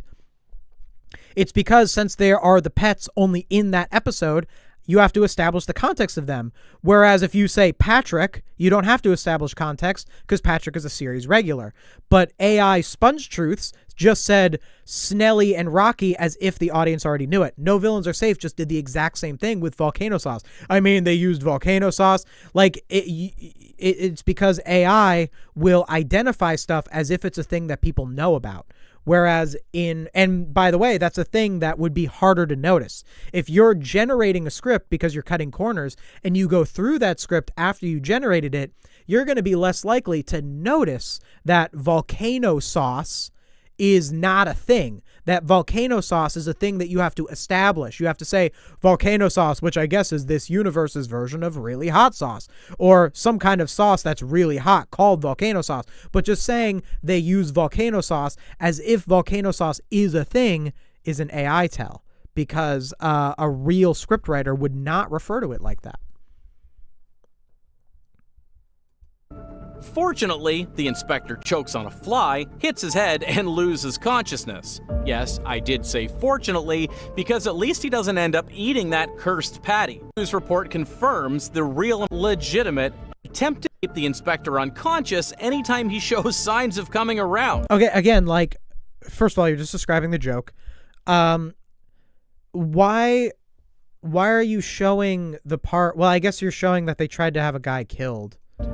If anything, going over this makes more sense in the context of this video, because at least in this video, it's just about should the Krusty Krab get shut down. So showing that they tried to bury the health inspector, I guess actually does fit into that, whereas in the FDA violations one that is specifically about restaurant violations, trying to bury the guy isn't really a part of that. Bob, to his credit, is horrified throughout all of this. He is visibly, vocally uncomfortable with every single decision being made. But Krabs was almost unfazed for the whole ride. And at the end of it, after all of that, the Krusty Krab passes its health inspection. Of course it does. Because that's the thing about the Krusty Krab. It doesn't matter what happens inside those walls, the place just keeps going. And for a long time... Yeah, because it's the main setting of the cartoon that's been going on for 20... Are you actually saying they should have just had an episode where the Krusty Krab gets shut down and then there just isn't a Krusty Krab anymore? Is that actually what you're saying? Is that actually what you're saying? I'm just taking you at face value, guy. Like, really? How dumb does that sound? Is that what you're arguing? Are you making an argument? Are you saying that the Krusty Krab does a lot of bad stuff? Are you talking about how the Krusty Krab does a lot of bad stuff, but it's used to tell a story? You're saying nothing. You're not saying anything that matters. It's just noise. It's just noise. I thought that was just the thing with this show. There's no continuity, nobody learns anything, roll credits. What are you talking about? Characters learn things all the time in SpongeBob. Characters learn things. Again, media illiteracy. That is such a media illiterate. That is such a media illiterate take. No one learns anything. Saying it doesn't matter.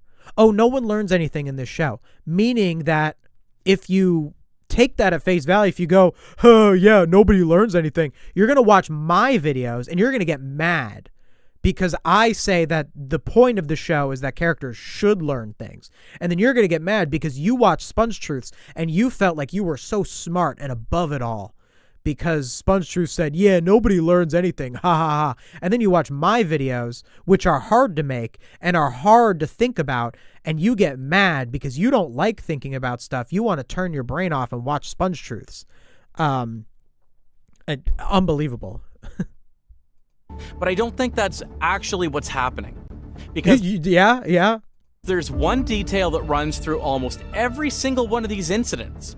One variable that keeps showing up every time the Krusty Krab should have faced real consequences and somehow didn't. And it's oh my god, the bot-splaining. not crabs. It's SpongeBob. It's always been SpongeBob. What? Again, trying to be so sensationalist. Ooh, it's not, you think that Mr. Krabs would be the reason that the Krusty Krab should get shut down, but it's actually SpongeBob. No, bro. All of those examples. No, the health inspector one. What are the three examples? The wet floor, the health inspector, and the Banded Bikini Bottom.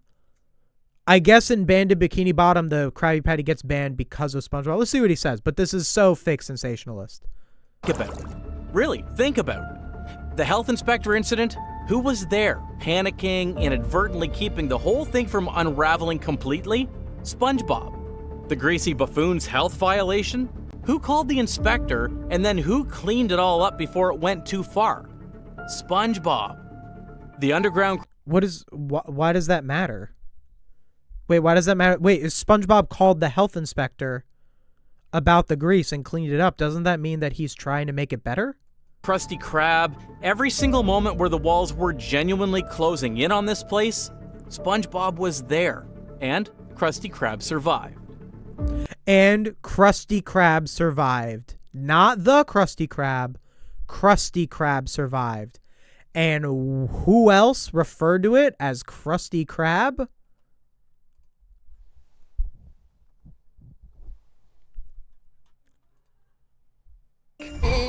What?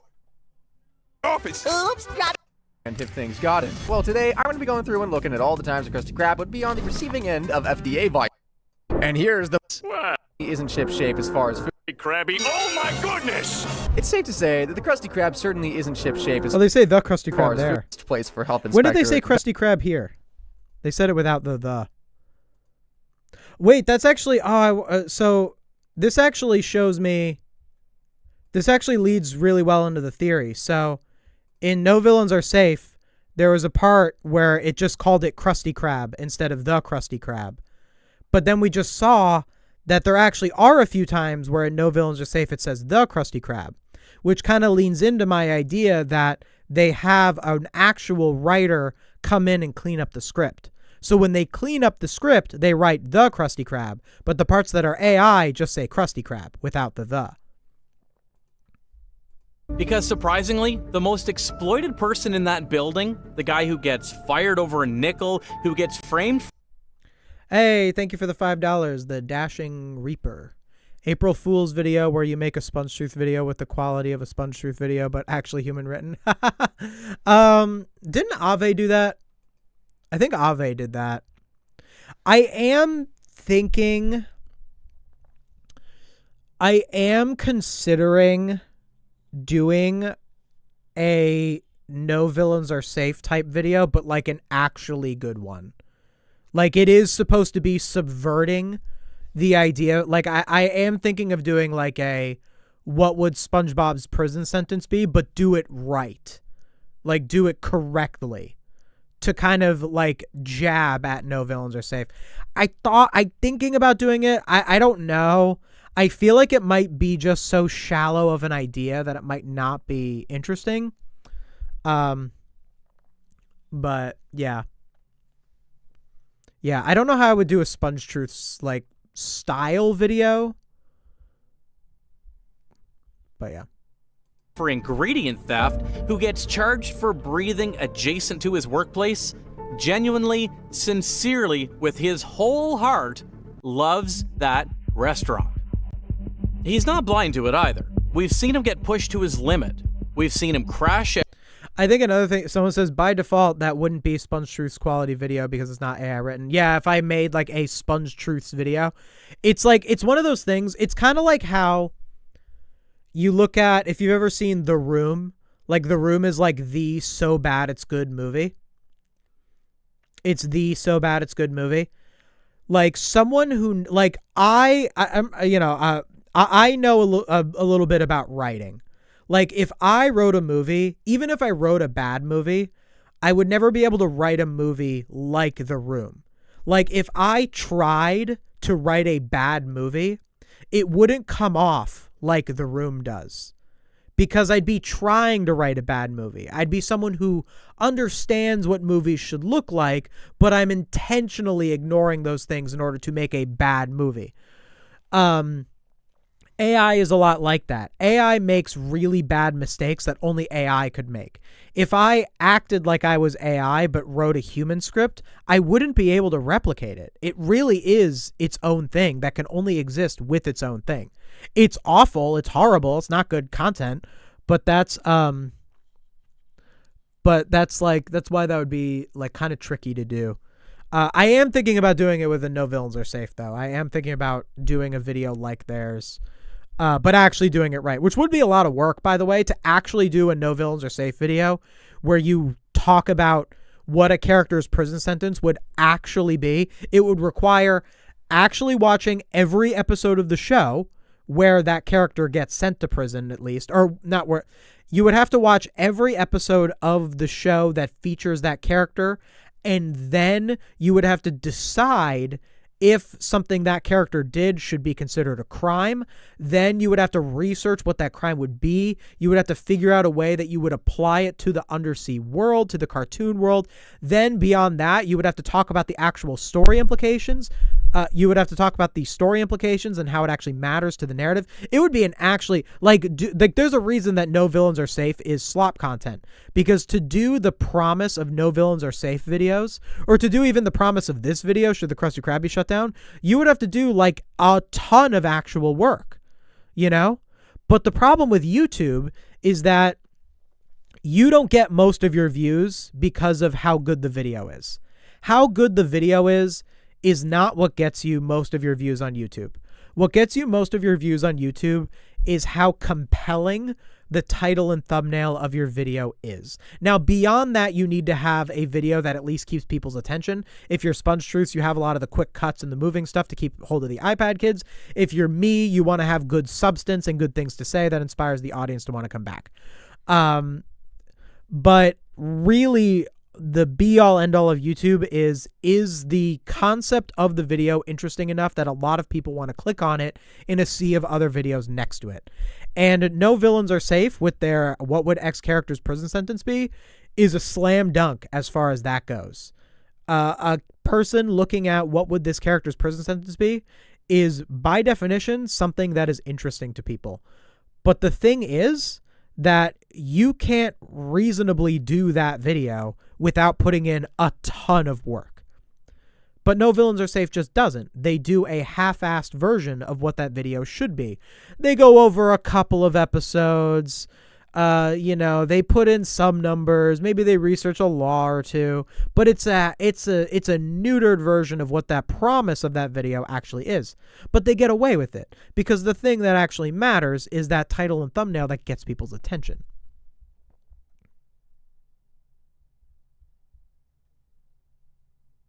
You sub to all my channels. Well, thank you. Yeah, make sure, said this a couple times, but go in the description of this, go into the description of this stream. Please subscribe to Jackson Finelli Podcast. It's where I put the stream segments. I'm trying to get the stream segments monetized. It would be a really big help because the stream segments get similar watch hours to the stuff on the main channel. So I could probably get to a point where if those stream segments were monetized, it would be very good for my ability to put out content for you guys. So, yeah, so thank you for supporting the channel. Walk out, break down. He knows on some level what's happening, and he keeps showing up. He knows on some level what's happening. Why does SpongeTruths insist that SpongeBob is like being dishonest about who he is?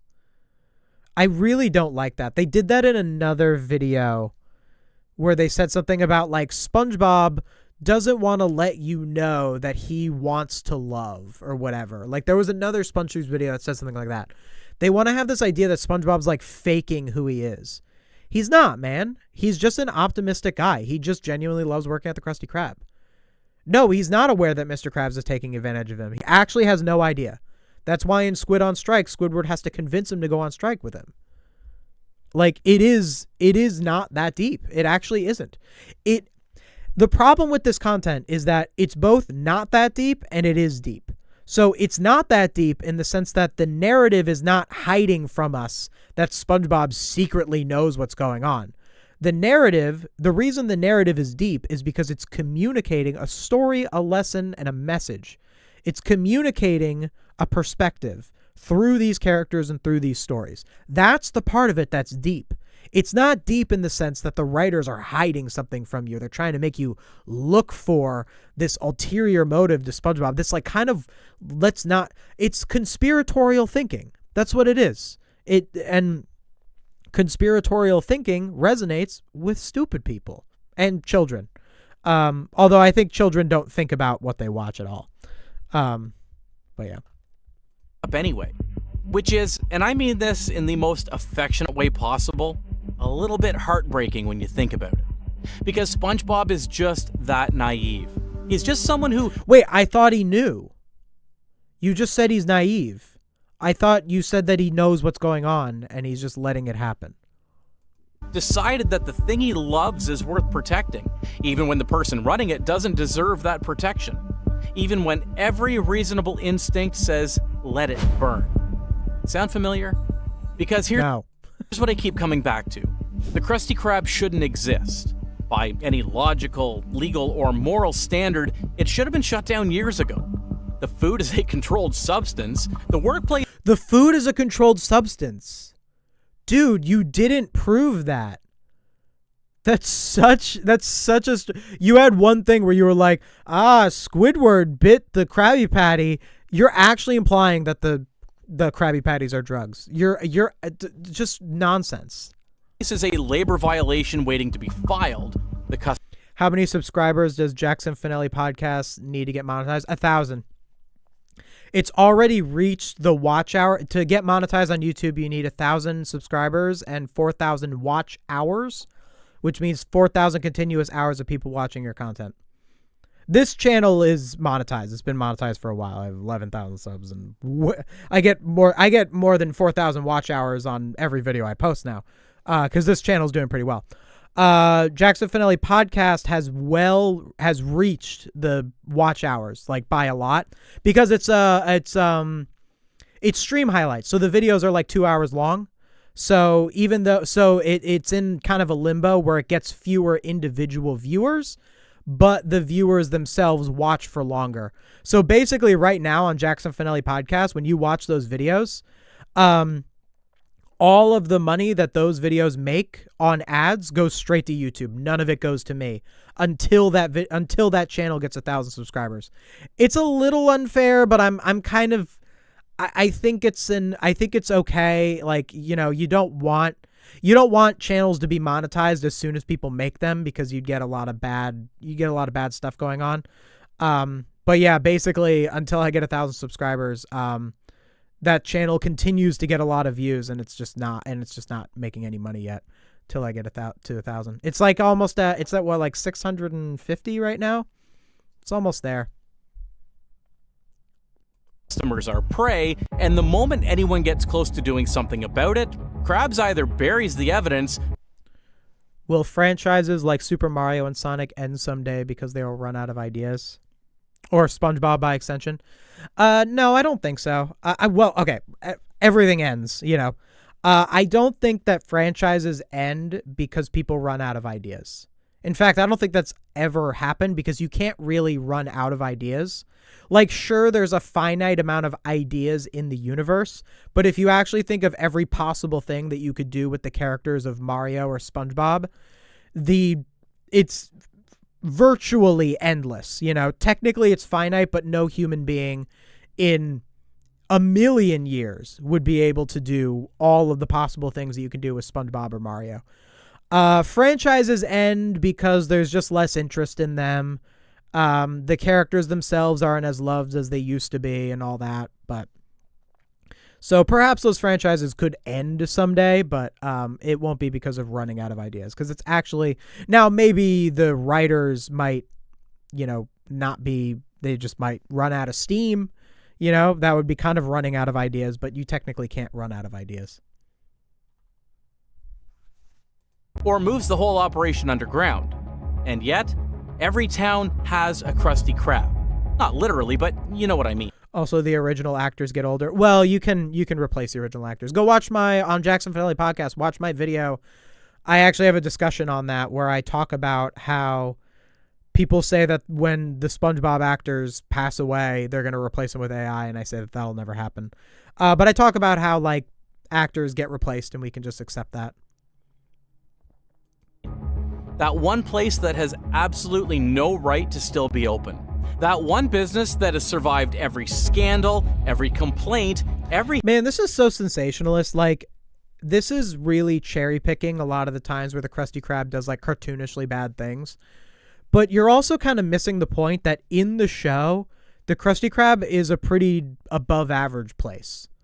Like, the point of the Krusty Krab is that it's a good restaurant, not that it's a bad restaurant. You know, it's like that joke that No Villains Are Safe made in the SpongeBob video where they were like, uh-oh, it's the Krusty Krab's worst nightmare, a health inspector. Like, no, it's not. Like, you're just painting it that way because this video is about making the Krusty Krab seem all bad, because that just makes it more sensationalist.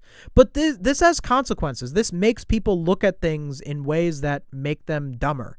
This content makes people stupid when they watch it because it's trying to form a narrative based on nothing. Health inspection, every lawsuit, simply because it figured out the one thing that makes accountability nearly impossible. It made itself necessary. The Krabby Patty is addictive. The town is hooked. And somewhere in that building is... It's such a lame... I'm just cringing here. The Krabby Patty is addictive. The town is hooked. Yes. In universe, it's a very popular product. Like, really? 17 minutes into this video? Imagine that. Imagine, because my videos are around 20-ish minutes now. Like, I just put out a 24-minute video on one episode of Modern SpongeBob.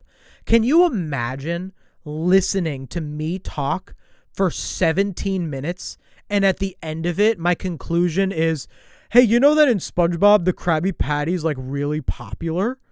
The townspeople in SpongeBob like the Krabby Patty. Can you imagine if that was my conclusion to a 17-minute video? That's disgusting. It's ridiculous. Always a SpongeBob, someone who cares more than enough to keep it running. That's just how it works. But the most unsettling part is, you already knew all of this.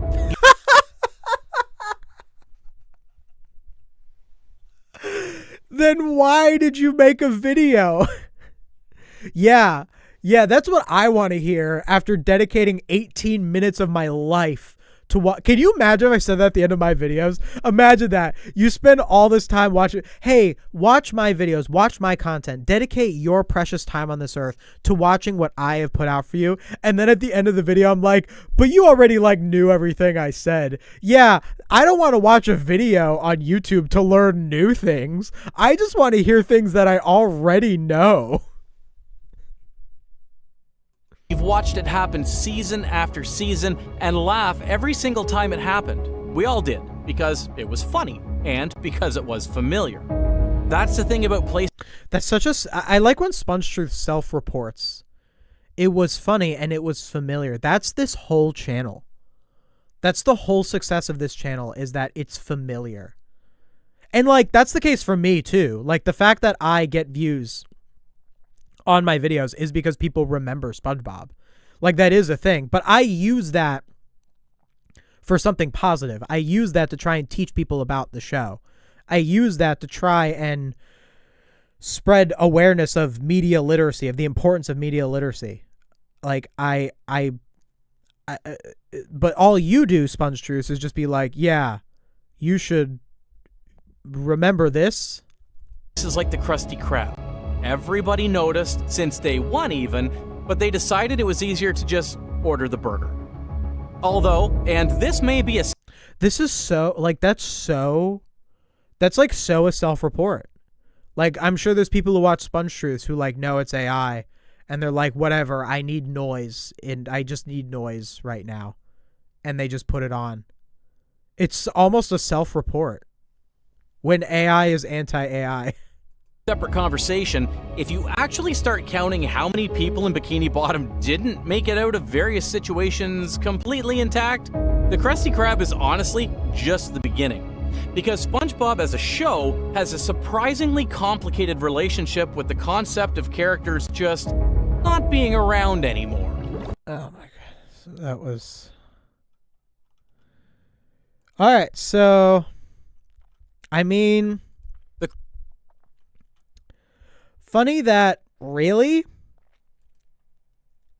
It kind of begins and ends at the thumbnail. Like the, oh,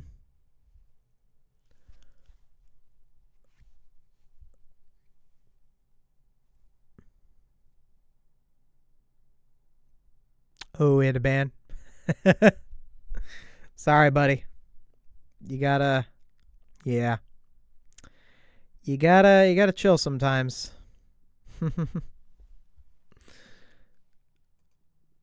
right. So our final verdict here is, of these two videos, the stealing, it kind of begins and ends at the thumbnail. Like, just that it has the nasty patty and the 4-digit number. Like, that's it. That's the only thing it really took. I mean, they were similar videos, sure. Like, they talked about... Why would it be 1,000 something violations when it didn't really talk about... It didn't really number violations. It didn't even really talk about violations that much at all. So, like, clearly the thumbnail is trying to steal No Villains Are Safe, but it didn't really steal its content. It just stole its thumbnail. Probably some of the recapping was the same. Some of the... or similar. Some of the, you know, it covered a couple of the same episodes, but really not the same video.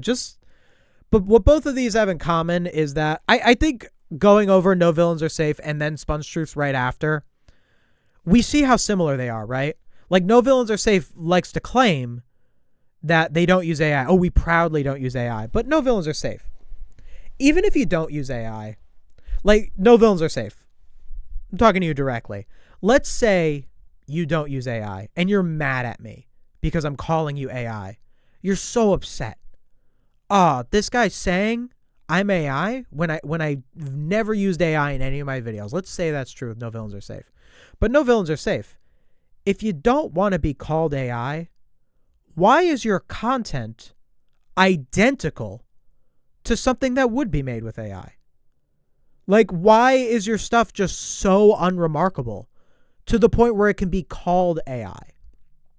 You know what I mean? And in a way, that's bad enough. And I think what's important to know about AI and why AI is so bad is that AI is not bad for an arbitrary reason. AI is not bad because it's AI. You know what I mean? AI is bad because of what it does. AI is bad because it removes human intent from the creative process. But even without AI, you can still create stuff that functionally doesn't have human intent.